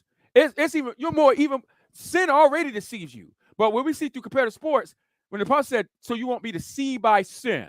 So evil deceives a man to think he deceives a man to do evil, and sin will deceive a man to think he's not doing evil when he's doing evil. It's worse to inflict harm on a person, put his life on the line, endangers himself, and this person that you're doing it to, you had no previous hostility with. You had no previous hostility. You don't even know him. He just owned the card. He's just another fighter. You never fought him before. You never had a conversation with him. You don't know his kids and family. Or you might know his kids and family, and they hug you, hey, Uncle Jay, hey. Y'all cool with them, but because both of y'all fighters and y'all on this card now you got to beat each other up. And you both consent, as much as you so-called love their kids, you didn't love them enough to consider, man, you know what? If you step in this ring with me, man, there's a chance I can kill you. I don't want to do that to you, and I don't want to do that to your kids. I'm not fighting. They don't think each other like that. Why? because their livelihood's on the line. They fight for status. They fight for women. They fight for ego. So they'll disregard these kids they claim they love, disregard their neighbor they claim they ain't got no problem with, and they'll put his life on the line and beat him up. So a God got to step in and try to fix him up. All because they want some money, notoriety, or women. They don't get nothing else out of it. And so it's worse because you're even more deceived by sin when the evil deed is clouded by sport and rules of men. You're more deceived. Because just like the example I gave, if somebody coming to the church and believes all together and we trying to worship the Lord, and a guy's preaching like, and somebody yelling in the crowd, hey, bro, you ain't break that down like I can break it down. I bet I can break it down better than you. Try. Ask me a question. Everybody, maybe, bro, you need to repent, bro. You was prideful, bro. We shouldn't be like that. Everybody be like, keep the unity and bond of peace of the brothership. That's what everybody will say. 5 minutes later, church over with. Put some shorts on him. Put some gloves on him. He got a face-off press conference he got to go to. He starts telling me, I'm going to take off my belt and I'm going to do this to you, bro. Hey, man. We'll see, bro. Hey, man, all right. They come in the ring. Touch gloves. All right, bro. Hey, what's up? Hey, man, yeah, I'm going to do this to you, bro. I'm going to do. And none of the Christians go, man, y'all being prideful, bro. Y'all need to repent. Y'all need to stop. Nobody does that. Why? Because it's just sport. It's their job. It's professional. They're two adults. They both agreed. They start doing all of that dumb stuff they would never do or say outside the rim of sport. You're more deceived by Satan in those stadiums. That's why the apostle said, and that's why the things that we read, every time we bring it out when we talk about competitive sports, it said the apostles did not allow the Christians to have anything to do with the temples, the games, the stadiums, because they're in theaters, because they're full of pagan idolatry and immorality. Have nothing to do with it. Now Christians all up in there. You're more deceived. The apostle said, be careful. Live your life as wise individuals. He said, don't be deceived. The works of the flesh are obvious. Those who walk in those that live these kind of lives will not inherit the kingdom of God. So for the Christians who think it's okay, they have to explain to the other Christians who say it's not okay. They have to explain how, it's not hostility of the flesh, how it's not rage or human anger, how it's not any of these things, and prove it. Don't talk about David. Don't talk about anything else. Show us what you're doing, what these guys are doing right here that we're looking at. How this is the patience of God. How's the gentleness of God? How's the love of God? How's it what they're doing? You can't even use the word peace in what they're doing in the same sentence. Their job is unpeaceful. It's unrest. It's rivalry. It's opposition. It's hatred. It's damaging one another. How obvious? The works of the flesh are obvious to those who can see. To those that are blind and can't see, it's not obvious. Even though it truly is obvious, they can't see because blind. No different. You take a blind person, put him outside in broad daylight. He might feel the heat, but he can't tell you where the sun at because he can't see it. Even though it's obvious, but he can't identify. He can't point to it. And this ain't no mistake. That's why what happened yesterday was bad because, this is another professing brother of the faith. And not to be able to identify God and his attributes, and not just God, but the devil too, showed how blind he is, only because he himself do it. He has to come out. He got to come out from among them people. Stop wasting his time over where he's wasting his time at right now. Stop wasting his time over there. And then he needs to learn this and come away from this evil here so he can not be blind and deceived by sin. So he can serve God, because right now he don't. He walks in darkness and he defends darkness. He's greedy, which is an idolater, and hates his neighbor. So this is why we constantly go over this over and over again. Every time I bring this stuff up, I hear from little elders and them talking about it's a non-essential topic and all this other bull crap. But this ain't no non-essential. You can't serve Christ. You know how they go, it's essential. You got to believe this. In order to be a Christian, you got to agree with the essentials. Well, you got to live this way and depart from these evils that we're talking about right here. You can't be greedy and idolater and hate your neighbor, damaging him up. And when you're doing it, you're not even mad. You didn't get in a ring because he threatened your mama. This ain't self-defense. No boxer is doing self-defense. I know every time we talk about violent sports, people always start asking me about self-defense examples. Where's somebody busting them out? Yeah, they ain't self-defense. Why are we talking about self-defense? None of you fake heroes of self-defending yourself. You're there for offense. You're the attackers. You're attacking each other. You ain't no innocent bystander and somebody's coming after you and you defending yourself. You know self-defense. Why are you asking me about self-defense when we talking about violent sports? I'm trying to find a way out. So you can't be no shepherd in among. Here's the thing: a shepherd, I mean a pastor or bishop, can't be a violent man. Neither can he love violence. But I know some very, very, very highly esteemed pastors and apologists that love violence. Some that train violent men, and they themselves violent. But because they can tell y'all what the essentials is, y'all, oh man, he's sound. Y'all easily deceived by demons. Easily deceived by demons. Got them deceived and deceiving y'all. Why? Because the same reason why your forefather Adam and Eve was deceived. What? Knowledge. More information. I want to know more information. It don't matter how you live. Transgress the law of God. We just want to know things, though. We just want to know. Bump keeping God's commandments. I want knowledge. I want to know things. And it killed the whole human race. Same thing men do today. That's why people listen to wolves in sheep clothing. They're after knowledge. They disregard fruit and keeping God's commandments. All they want is just know stuff. Oh, he's telling me something. It sounds good. I want to know. Hallelujah. That sounds good. Wonderful word today. Hallelujah. They want to do all of that stuff.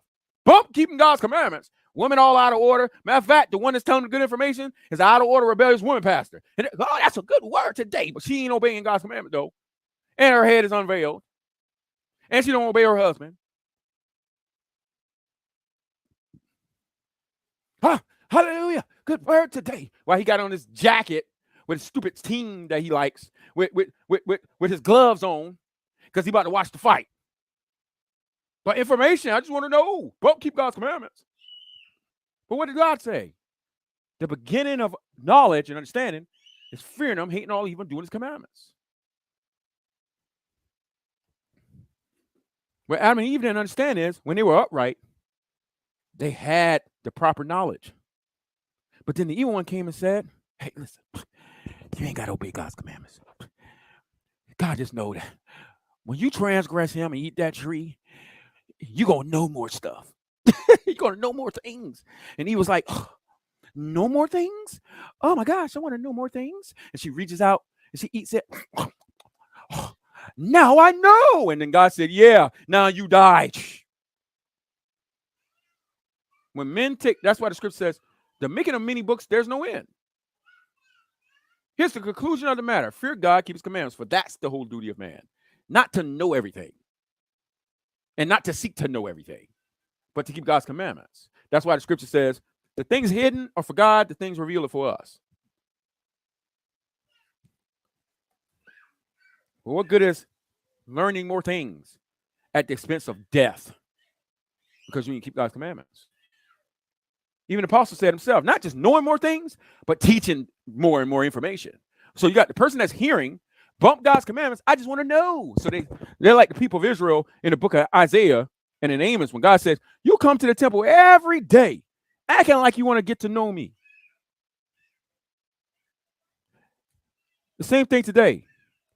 Bump keeping commandments and stuff. We want to know. We want to know information.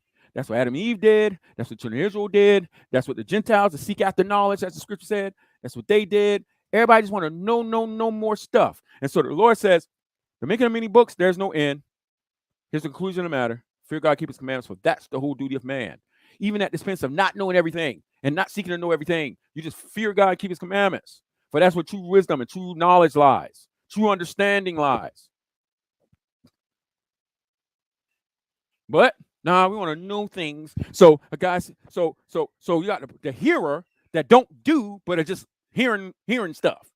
So they grow big swell heads. They want to debate all day long, but they live evil lives. Then on the other side, you got the teachers. You got the people that's teaching. The apostle said himself, he said, I train my body like an athlete, meaning to do good, not in a gym. He ain't worried about muscle mass. So train his body like an athlete, all right, by being careful about how he governs his everyday life, training himself in righteousness, so he may keep his body under subjection, meaning not letting evil dictate his life. He says, unless after preaching to others, meaning giving people all this information, I myself might be disqualified from the race. So on one end, if you're just sitting there wanting to know stuff like Eve did and transgress God's commandment and now die, on the flip end, if you're the teacher, if you're giving all this information and everybody's like, oh, he's sound, he's so deep, he speaks so well, and you're doing all that kind of stuff, you get swole head because everybody's looking at you, asking you questions and all stuff, and you're like the main, person to tell people stuff. Yet you live evil life, you're going to die. The apostle gave that warning. So the Lord gave warning for both people, the teacher and the listeners. You want to know more stuff, but don't keep my commandments, you're going to die. You want to teach and like them Pharisees scribes, love to be acknowledged as a rabbi and all that kind of stuff, yet you don't live righteously, you're going to die. So that means the hearer and the teacher need to focus on living godly lives and not on trying to teach all the information. That's why it's wise to hold things back and not speak everything come to your mind or to your spirit. Sometimes people ain't ready for certain things, so you don't say it. So, and on the other end, as a listener, it's wise to not seek out everything there is to know. You might not know how to handle it, or you'll be easily deceived in your eager quest of knowing everything. Fear God, keep his commandments, for that's the whole duty of man. And from that, you'll grow in knowledge and in understanding. But at the expense of ignoring God's commandments to seek after more information, you're going to be deceived.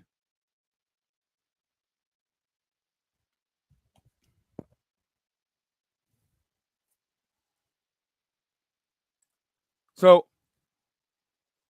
we see the roots of this fighting and stuff. It comes from the devil. It comes from human anger. But then the evil ones deceives men further by taking it out of its natural, the natural reaction response as to why you would harm your neighbor like this, where you just angry with him, you got an argument, you wasn't careful, you didn't control your anger, and it led you to beat the man up. That's the only other time you inflict harm to a man. It's through human anger. But now you take that out of there, you take all the human anger part out, and now you replace human anger with the lure of money, the lure of women, the lust of the eyes, the pride of life, the lust of the flesh. And then you put it there and say, you ain't got to do it. But if you do it, this is what you can get. You see, you poor, bro. You poor. Come on in the gym. Train. I'm training. I love to fight. Man, we need to put you in the league, bro. You think I can really do it? I believe you. You could do whatever you put your mind to. That's how the humans talk to you, because they call it, trying to give you self-confidence. But what I'm calling it's the devil influencing them to then influence you, to then pull you into evil by boosting you up, make you feel like you could be somebody by doing evil. So they tell you can do it. You believe I could do it, sir? I believe you could do it. You can get your family out of this condition. Your mother's working 2 jobs, bro. I don't want mommy to work 2 jobs. 2 honest jobs that she works. And don't we struggle and we should learn content and keep doing good. Maybe God will bless the work of her hands and she ain't got to work 2 jobs no more. But instead, as long as she got to keep working 2 jobs, I don't want her to do that. I'm going to fight. And I'm going to beat people up so that mommy ain't got to work 2 jobs. So you fight. Beat this first man up. He all bruised up. God heals his body or he dies. You keep on fighting. Eventually you get to a point where you start to get paid. Now you took this the violence part. Now you got to a point to where now money's introduced. And this money's going to change your living situation. It's harder to walk away when it's right there. You don't fall all this time. Well, all of a sudden, when they introduce money, you're going to all of a sudden be like, no, I've been fighting for free all my life. I've been fighting all my life for free. Now you offering me money? No, I ain't want the money. What? Mommy, you working 2 jobs, bro. Ah, man. Woo-hoo. You win that first match, get that adrenaline rush, the crowd's chanting your name. You done got your check. Ooh, boy, $1,500? Man, I ain't never seen $1,500 in one time. Now to lure that, you want more $1,500. You want $2,500. Now you want $5,000. The checks get bigger and bigger. The more you fight, the checks get bigger. The more you win, the checks get bigger. The more fights you win, the more checks you get, the more women you start to get. You used to be the boy that had some broke toe-hold shoes in the hood, and everybody punked you. But now you're the guy on TV. Now all of a sudden, these women you would have never seen ever in your life start to come to the fight. And now they sit ringside. Now you get the Jordan Poole effect, like people be talking about online. He plays regular, or like the guys at the rec league. When you just playing regular, but then a girl come in, man, he got all the moves. You start doing all that stuff, man, to try to impress people. And so you're blinded by trying to impress people. And so you continue in sin. You keep your incline in sin. More money. It's harder to walk away because now you built your whole livelihood off of doing this. And if you was to walk away from making, let's say, reasonably speaking, $80,000 a year fighting, like most fighters. Most fighters don't get the giant checks. All right. So let's say $80,000 a year you make. All right. Some fighters make the amount of a janitor. They could have just been a janitor and not risk their lives. They could have been a janitor and make the money that they make fighting people. All right. But they want to fight. All right, fine. So they fight for janitor wages. Okay. And so they fight, put their life on the line all the time to make janitor wages. But they don't want to keep making janitor wages. Right? Think about it. You putting your life on the line to make janitor wages. So they inspire to get the bigger checks. For the bigger check, you need a bigger fight. You need a bigger draw. So they start adding these personas because the personas is what add to the mystique of the fighter. That's why I like Tyson Fury and Deontay Wilder. The thing was so big. Deontay Wilder come out with that black mask thing. You know, got whole mystique. They got the little sayings. This is why like people like The Rock and Stone Cold made the big bucks in WWE because they were good with the mic. They were good getting the crowd up. They had their little personas. Austin came up with the Austin 3:16 little thing off the Bible, and that's why he kept saying, because Stone Cold said so, and that's why he started doing all this stuff. The Rock, you jabroni, and started doing all this stuff, and the crowd's following him. The little mystiques grow, make more money. You make more money, your whole livelihood, you got a whole house. You got to pay bills. Well, this is how you got it. So you got to do that to maintain it. And once you taste that lifestyle, it's hard to walk away from it.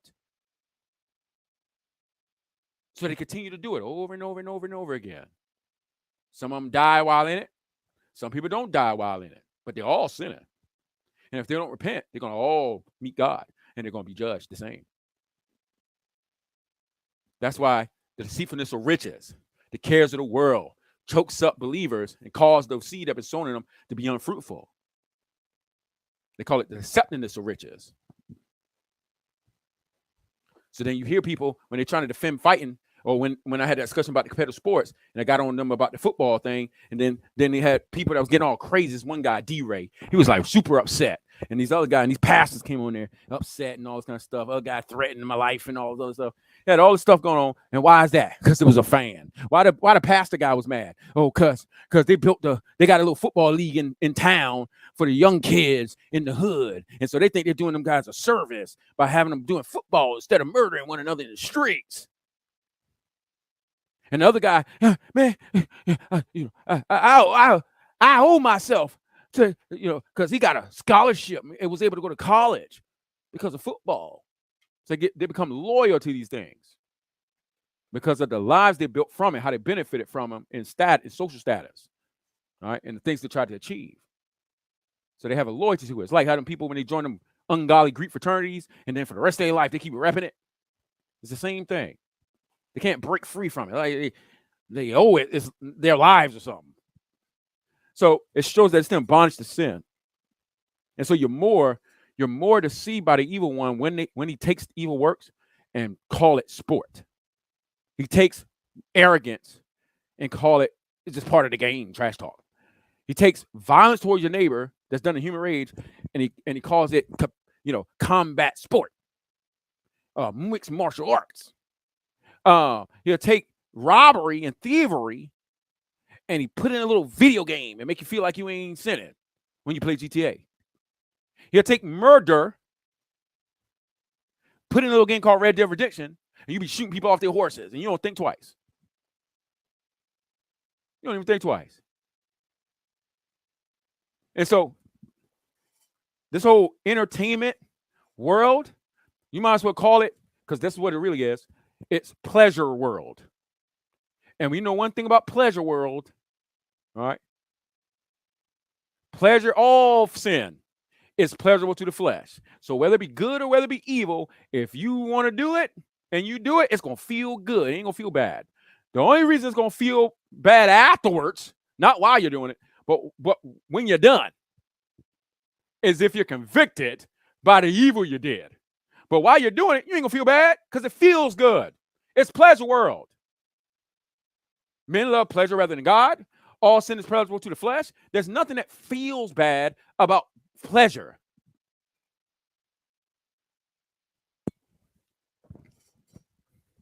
So if you take the ingredients of pleasure that already feels good, whether it be bad or good, take pleasure, then attach it with lust of the eyes, pride of life, lust of the flesh. Man, you got a terrible ingredient to destroy people. Terrible ingredient. That's why we must always stay on watch, for our enemy prowls around like a roaring lion looking for who he may devour.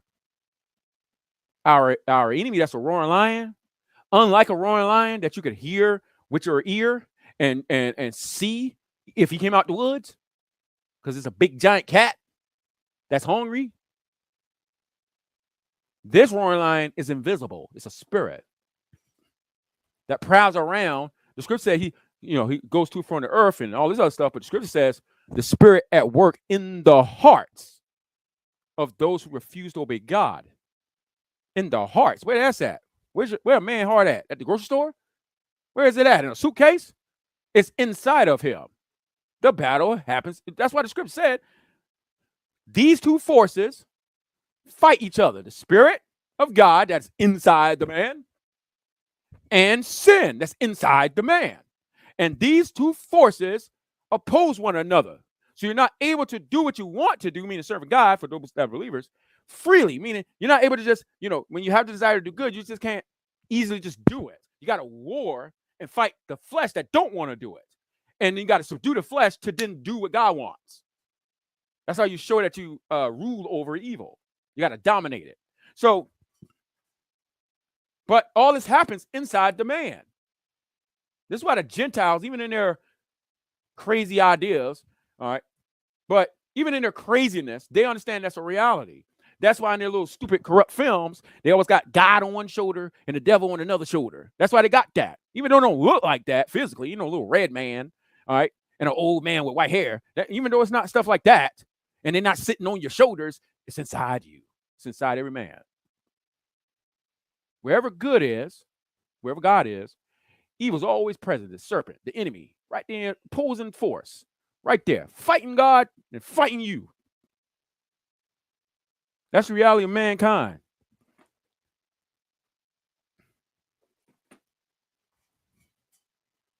So the war is inside men, not external of men.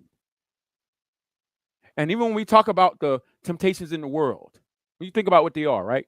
Let's say sexual morality, right? Lust of the flesh, sexual morality. But then you look at it in the world, and the world tempts you to go the way of sexual morality. It's not external of a man. It's internal of a man. Because the people out there that's tempting you to try to draw you, being influenced by the evil one that's inside of them, dominating their lives. And then because evil rules their hearts, from them comes their words and their actions. So they start to dress immodestly. They start to make events like strip clubs and stuff like that. They're only doing that because they're influenced from the inside by corruption. Then they make these buildings and stuff. And then these buildings, you see it. Then the lust rose within you. And then, if you don't control that, then you'll be there. But the point is that everything you see outwardly is a result of what's taking place inwardly within every human being. whoever made Planned Parenthood is dominated by the devil. And through their evil thoughts and ideas, they created this evil system.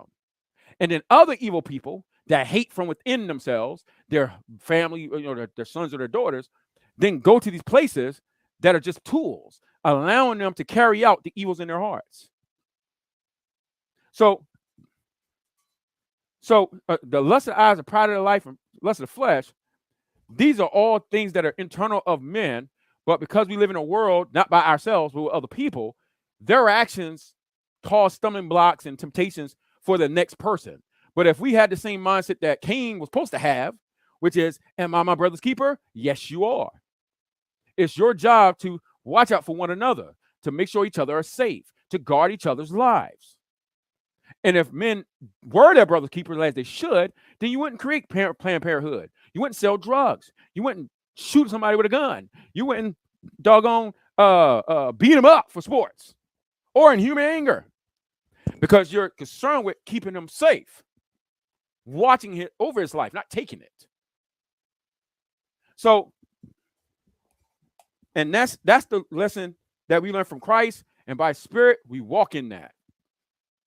So anytime a believer feels an evil urge, we know it's evil. It's contrary to our nature. We know it's the old man or it's the serpent tempting us to go the evil way, but we can identify that. But when that's happening, you can't identify that, and you think it's all right, and so you go that way and keep going that way, you're deceived by sin. You're deceived by sin. You can't even identify the foreign person, the foreign thing in you. Supposed to be the old man, but you can't even identify him because you think he's the new man. And this could continue the old way of living while saying you follow Christ. And it's not just fighting, it's for anything that's evil. I said that yesterday. I know we focus on fighting and stuff because it's like super, super, duper, duper, duper obvious. So I don't see why anybody got any excuses for it. But this is for any evil. So we live in this body, and the flesh only desires evil. The only way we know the flesh only desires evil is we got to feel that urge, the appetite to do evil. It's in every person, including me, the appetite to do evil. But the apostle said, if you walk by the Spirit, you won't fulfill what your flesh desires. So your flesh desire it, and you feel it. You feel that desire. You feel that appetite. But the Spirit calls you to mortify and not walk in this. But the difference is, though, is when the evil urge springs up, you know it's evil, though. You can identify it because you're born again. You're a new nature inwardly. But you still live in this corrupt body. So there's a war. So when your enemy attacks, you know it's from the enemy.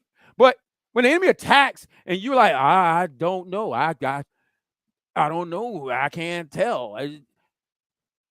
You're already defeated. It's like this game called Splinter Cell, where in the game, you moving around, climbing ladders and all this other stuff. And then the guy was dressed in black, had a little night vision goggles, and most of the game, to not be seen, he kept moving in the shadows. And then you kill a person, and you try to pick their body up and put it somewhere where it can't be found.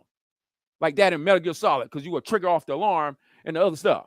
So that's how the enemy's moving in people who say they're in the light, but when the enemy riles up and attacks them, they can't perceive the attack.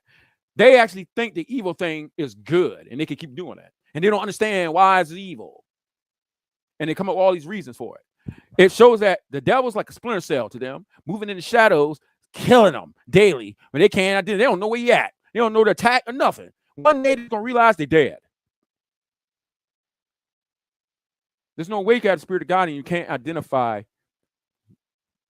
the attributes of the very Spirit living in you.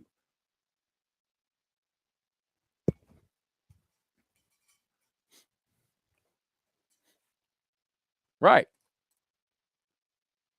Only evil people carry out those actions. And we know it very well because we used to live that way. And when you used to live that way, the crazy part is we had the knowledge of good and evil, but we didn't care. We knew it was evil. That's why we looked around, see if anybody else would see us. But we still did it anyway. But the fact that we were looking around like this proved that we understood in our conscience what we were doing was evil. See, when a person does evil and they're totally oblivious and they're not looking around, they just do it. They might have still sinned, but it was in ignorance. You see it was in ignorance because they did this evil thing that was evil, but they didn't know it. And so they walked around. They had a pure conscience and everything. They didn't even know they did evil. But then it comes to their mind later on as they're rebuked. Hey, whoa. The Lord said, don't do this, brother. I'm sorry. I didn't know. You can sin ignorantly. Meaning you do evil. You didn't know it was evil, but you did evil. But because you didn't know it was evil, really, you did it in a pure conscience. Totally oblivious. You weren't looking around, see who will see you or anything like that. You just do whatever and just did it. Then you find out it was sin. Then you repented. Oh my gosh. Then you become aware of it. But for people who was planning out the evil schemes, you was looking around, see who see you, so you could do it at the right time and not get caught. Your conscience accused you. You knew it was evil. But we just didn't care because we were dominated by sin. But now in Christ, how you come to Christ, and now you got the Spirit of Christ in you, and you're supposed to be growing in Him. Your enemy comes and attacks. You don't even perceive it. You don't even perceive it.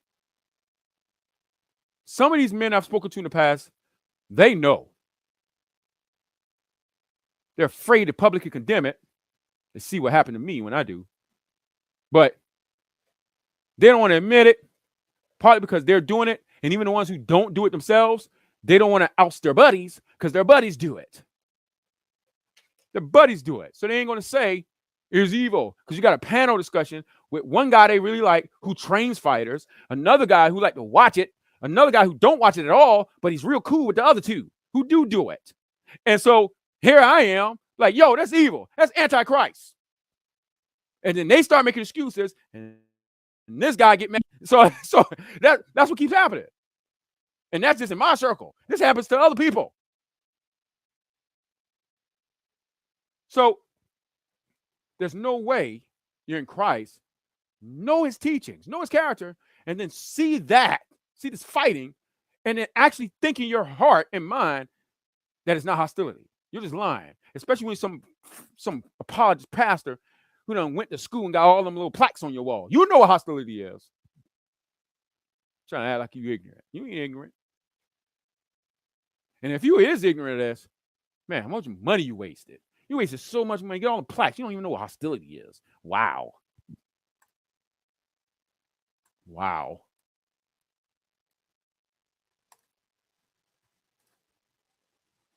But only evil people carry out those actions and continue to walk in it. If you walk in darkness, you don't agree with the law of God. Because if you walk in darkness and you don't see your sins, you'll never confess it. You'll never agree with God. You'll never agree with his law, with the inward man, because you won't confess that what is evil is evil. And if you never confess it, how can you repent? And to repent is to walk with God. So you can't confess it, can't agree with God, and you won't repent. You won't walk with God. So this ain't no non-essential. This is huge. And matter of fact, I'll go on to say this much because it's true. Any leader that try to tell you something as serious as this is non-essential, he's a deceiver. He's a deceiver.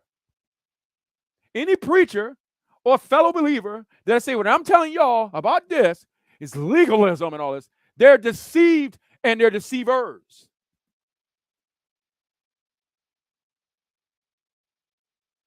One of us agree with God, and the other ones don't.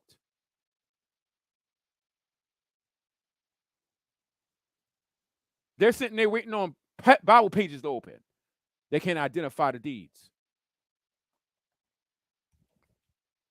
They want to show me a book, chapter, verse. The Bible doesn't explicitly say. Okay. Nobody knew how to love their neighbor until God sent the law down through Moses. And then the scriptures was written over time. But nobody knew they should love one another. So people slapping each other around until you can find a first Peter 2 and 29 says, thou shalt not slap your neighbor across the face.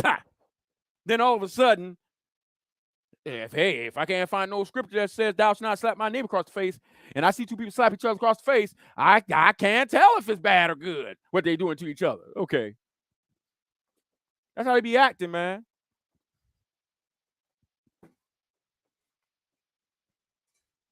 Yeah, that's why the transgenders be eating Christians up for dinner, because they be like, where the passage at?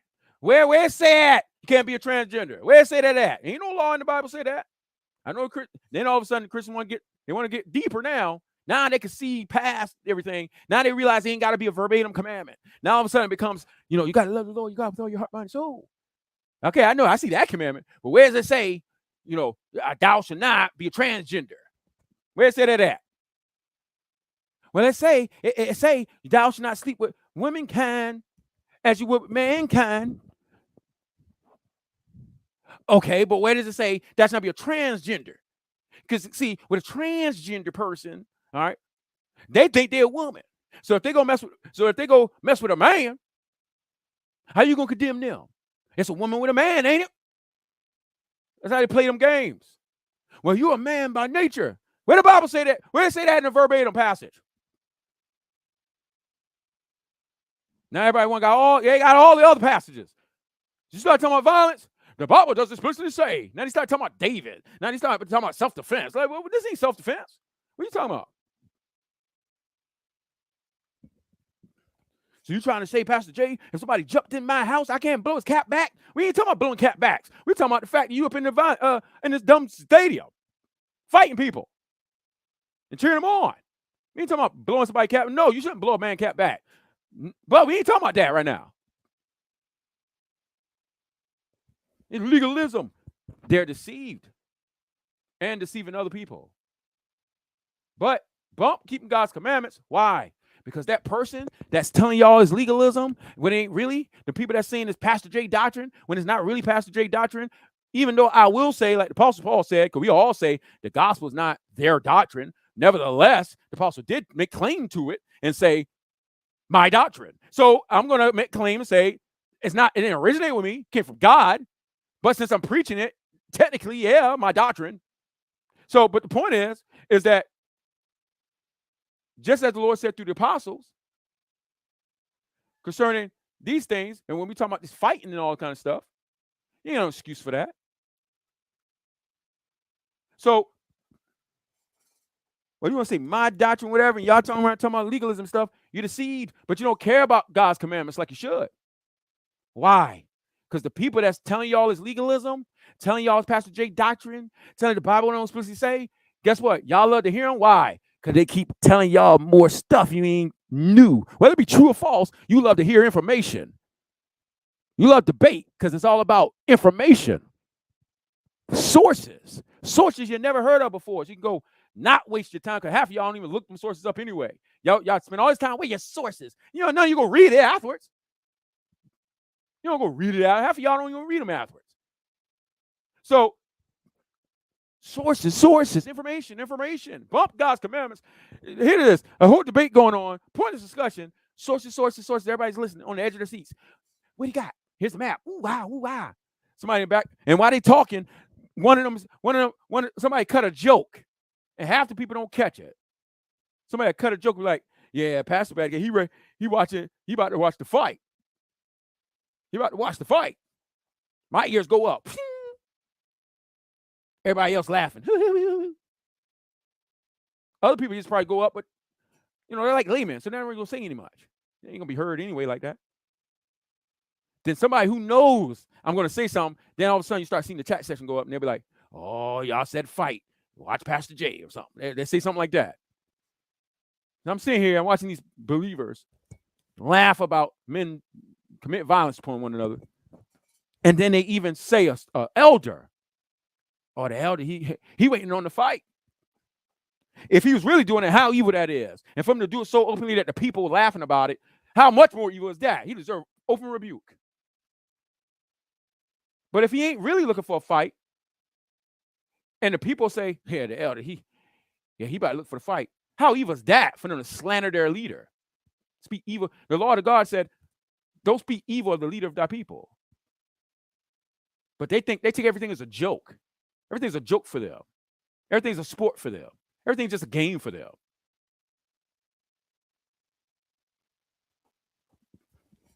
Ears go up. Hey, what?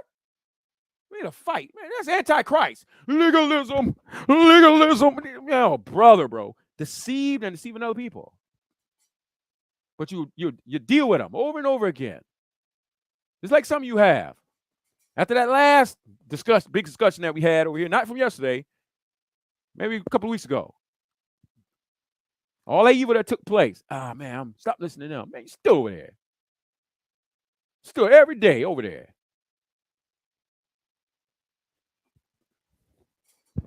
Legalism. But they're put up with them because information. It's the same problem that plagued men from the beginning. Look at the Kemetic community. Look at Nation Islam. Look at the Black Hebrew Israelite movement. Look at all these people. Bump, not loving your neighbors yourself, lying to people saying salvation ain't for them because they white or whatever. Bump to keep God's commandments and telling the truth about a matter. They're lying, deceived. But how do they captivate everybody? Why do people keep giving them their ears? Look at this poster. Look at this information you didn't know. Whether it be true or false, but information. Don't you want to know? See, you never knew this before. The church has failed you. They never told you this.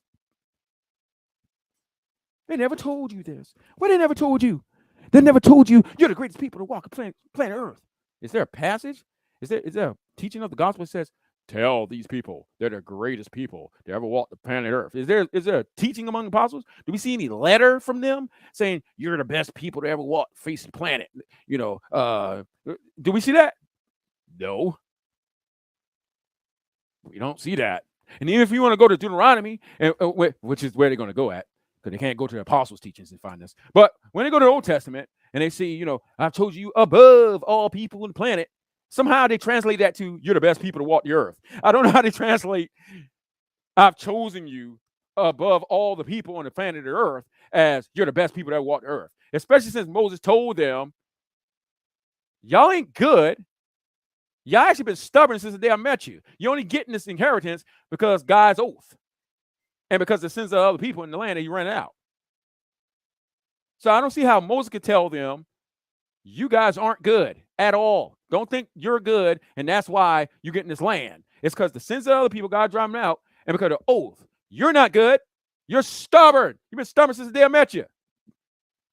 So I don't understand how you could tell people they're the most stubborn. They've been stubborn since the day you met them, yet they're the best people that ever walked the planet Earth. I don't know. I don't know how, especially when they were plagued by the same stuff as everybody else, and considered worse than the nation since they had the law. So I don't, and transgressed it anyway. So I don't know how you can have a people that got the written law, transgress it, become worse than the people around them, but they're the best people that ever walked the planet Earth. I don't know how you do that. So they only say that to give people self-esteem. You boost their self-esteem, tell them something good and nice, get their little cozy feelings going, and you give them some information they never knew. They ain't fact-checked it. It sounds good, but it just, you tell them information they never knew before. And you deceive them by telling them they're keeping the law of God, but you bring them under Moses. And they actually transgress the law of God because they don't truly come to Christ, which is the commandment of God. And they don't learn to love their neighbor because they learn to love through hypocrisy. Because, they ain't got, like IUIC said, they ain't got time to love nobody else. They're too busy loving their own people. So they learn to love through hypocrisy, which is contrary to the Lord's commandment. And on top of that, they learn a false Christ and receive a false spirit. But what captivated them? Information. I want to know. And you said the church has failed us. They didn't tell us this. So it's a secret? Something the church is holding back? What is it? It's this. Blah, blah, blah, blah, blah, blah, blah. I never heard that before. Of course you didn't, because the church didn't tell you that.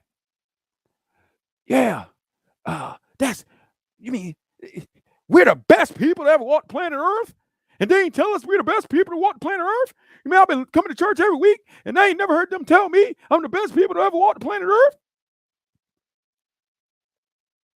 They just kept telling me what Moses kept telling the children of Israel. You're not good. It's only because of the oath God made. It's only because of Christ you received this covenant, this promised land. You're not good. You're not the best. You've all sinned. You all fall short of the glory of God. They kept telling us that, but they didn't tell me we're the best people that walked the planet Earth.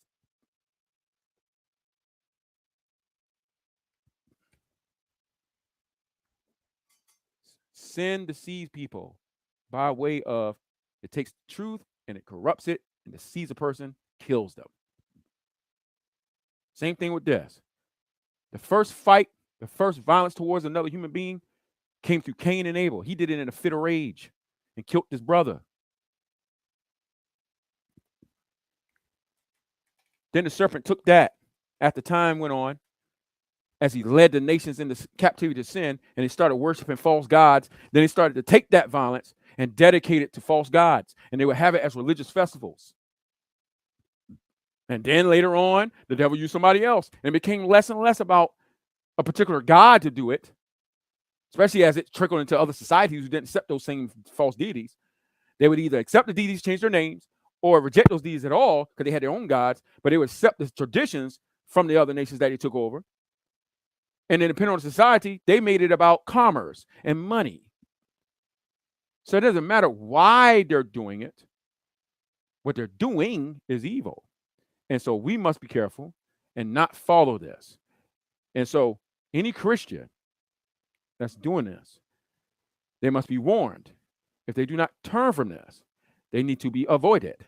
Why? Because they're corrupted. And hopefully by turning your back on them and them being excommunicated, they will learn repentance, be cleansed by Christ, then be received back. But if they continue to make excuses and have nothing to do with them, they're corrupted. But in order for you to be pure, you have to separate, you have to remove the leaven. Either remove the leaven, that's the sin, or remove the actual evil person that's committing the sin that refuses to return from it. Then you'll remove the leaven. So, and we're not talking about somebody who stumbled and fell and understood it was evil and confessed their sins, which show they agree with God's law, and then turned away and showed from the evil thing, which shows they walk with God. We ain't talking about the person who stumbled. Paul said, if a brother or sister caught in the midst of a transgression, you that are spiritual, restore that person with a spirit of meekness, consider yourself lest ye also fall. We're not talking about somebody who stumbled. We're talking about somebody who walk in sin and calling evil good and refuse to turn and calling it legalism when you're telling people, come away from evil works. Dumb kind of people. Those are the corrupt people. The other person wasn't corrupt. They just fell, all right, as a result of the weakness of the flesh and them not being careful. They had no excuse, but they understood what they did was evil, and they were remorseful, and they repented, and they turned away. But a person who make all these excuses, and they're corrupt.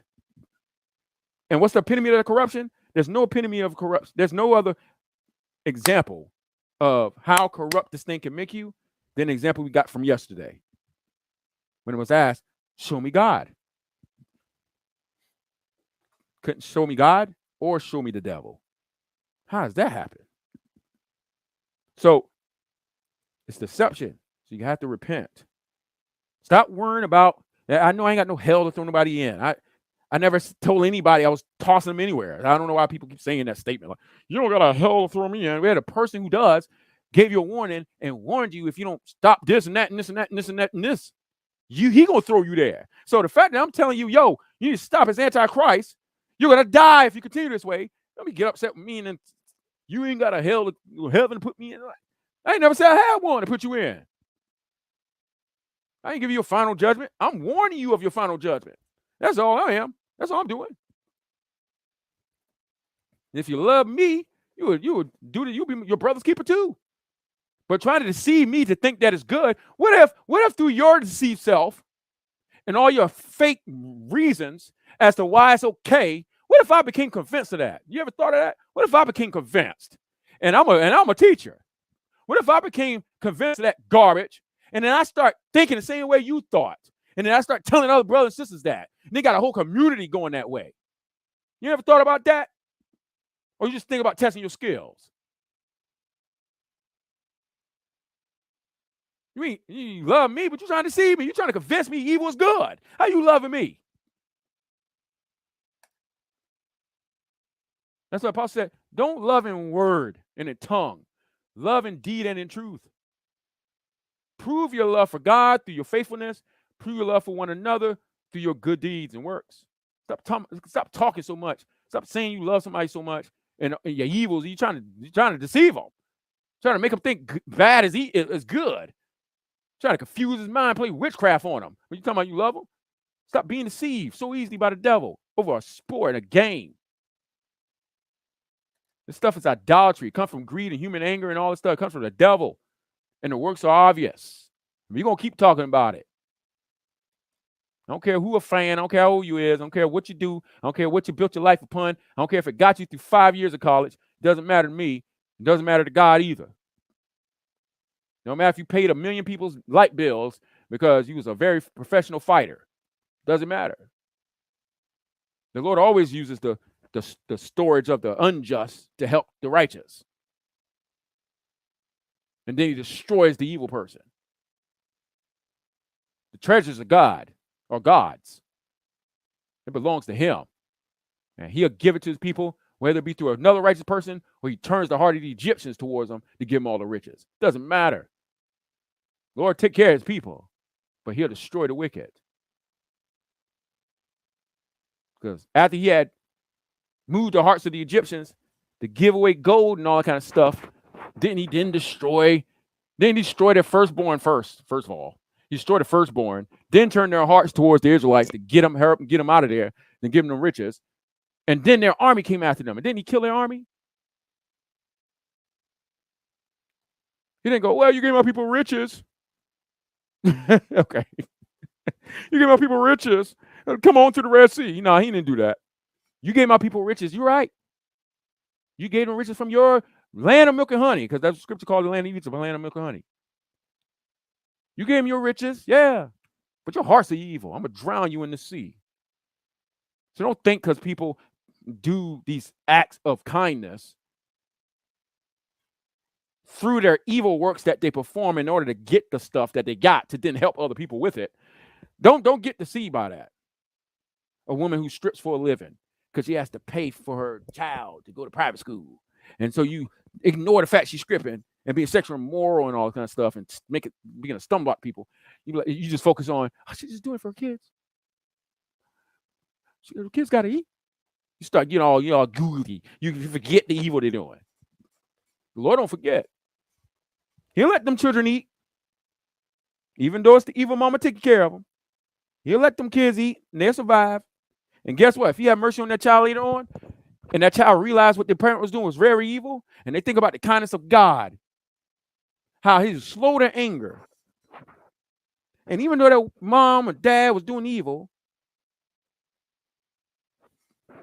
the Lord kept feeding them, kept giving them food, giving them clothing. And they'll thank the Lord for his kindness. They didn't kill them when they were in the midst of sin. And then they won't follow the same path their parents did. They'll follow the path Christ went.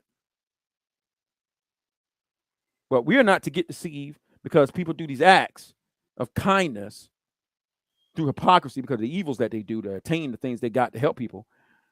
We're not to look at that and disregard the evil path. So what if a guy, he saw his mama struggling, so he went and sold drugs, so she wouldn't have to work 3 jobs, so he can stay home and he can pay the bills. What are we going to say? Well, you did a horrible thing by taking care of your mother, honor your mother and father, but you killed your neighbor to do it. Sold drugs. Now he's OD down the street, but you got that money and you pay your mama bill. So are we going to negate your hatred of your neighbor because you supposedly honored your mother? You didn't really honor your mother.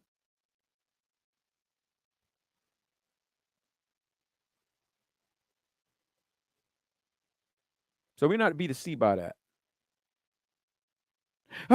My kids, I lost my job. I got 5 kids. And I ain't know what to do. That's why I robbed the bank. That's why I held the hostages. Oh, okay. Oh man, you held hostages, pointing guns at people, threatening their lives, and stole all these people's money. And now they're crying in their homes because they looked at their bank account, and now something happens to their bank account, and it's because of you. But because you did it, because you got 5 kids that need to eat. You're supposed to take care of your kids. That's your natural responsibility from God. And we just go disregard all the evil. How he took care of them kids. He robbed people. And look at their kids. Look at their family. Now they're suffering. So his kids wouldn't have to suffer. And it's only because he robbed them.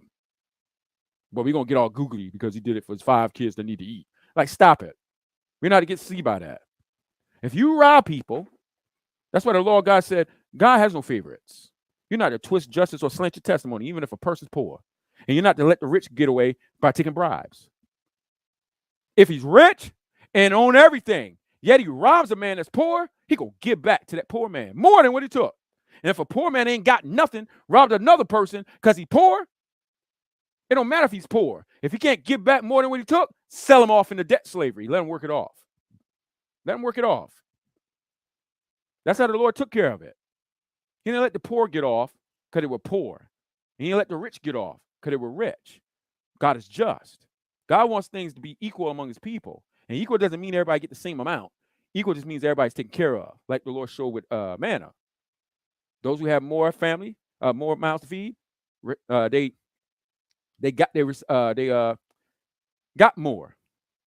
Those that have smaller families got just enough. So quantity-wise, they didn't get all the same amount, but all of them were taken care of, and that's how things were equal. That's what equality is.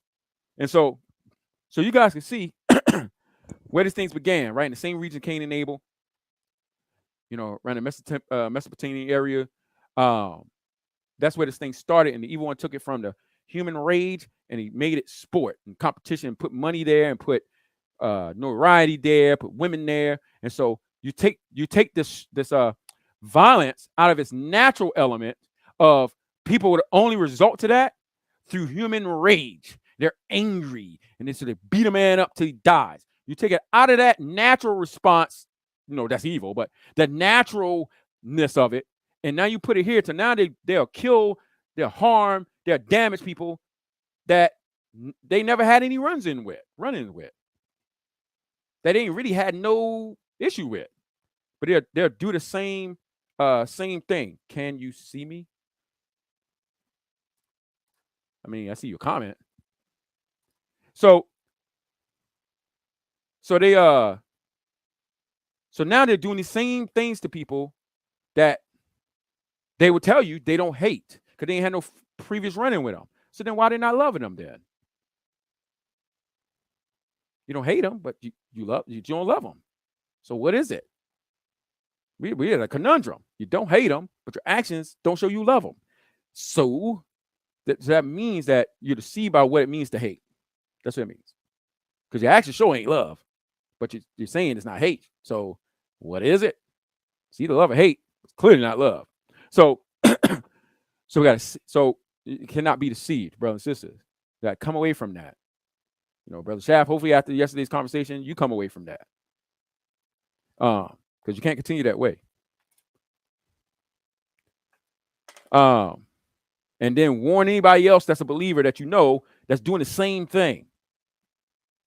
You be a light to them and warn them after you've repented and go and help them that's got the speck in their eyes, man. This is dangerous.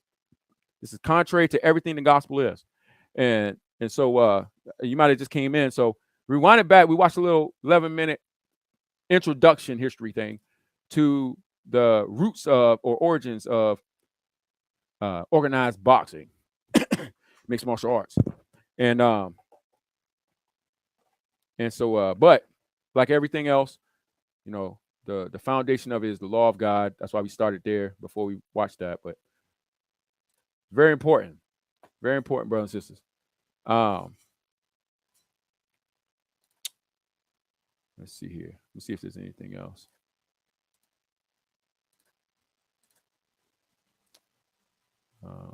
That's it on that. Well, I'll say this last thing here before I let y'all go. Remember this from the beginning. We don't think about it because everything happens so fast, and the things that kind of happens by nature, you don't give much thought to. And so when a man stabs a man, or you beat a man up, and now his blood is gushing out his face, remember, in God's sight, he said it through the situation with Cain and Abel, And he said it to Noah, and we know it to be true because of Christ, that blood, meaning the blood that comes out of people's bodies, is symbolic, represents their life. So when blood is leaving from a person, right, the person gets shot in the leg, blood is gushing out. You heard him get the tourniquet to stop the blood from leaving his body, because if he bleeds out too much, he's going to die. His life is going to end. So the same thing with Cain. The Lord said, your brother's blood cries out to me, meaning his life. The same thing, God said, don't eat the animals with the lifeblood still in it. So, and the same thing with Christ. When they saw whether he was truly dead, they smacked him in the side or pierced him in the side to see if he was dead, and said that water and blood gushed out of Christ. And so that proved that he was truly dead. So in God's sight, blood represents life. Okay, it represents life. So if you stab your brother and blood is gushing out, you're watching life depart from him. And if that wound don't get healed up, he's going to die. If you beat a man up, punch him in the face, and now you cut his skin open, and now his face swole up, and now blood is gushing down his face, life is departed from him. And if those wounds don't heal up, if that blood don't stop, he's going to die at your hands. And even if you don't open him up, Patrick Day, he was bleeding out really too. But his death came from the fact that when he got hit, when he hit the ground, one of his vessels in his head, in the space between his skull and his brain, it bust. And the area between his skull and his brain started filling up with the blood. So he was internal bleeding.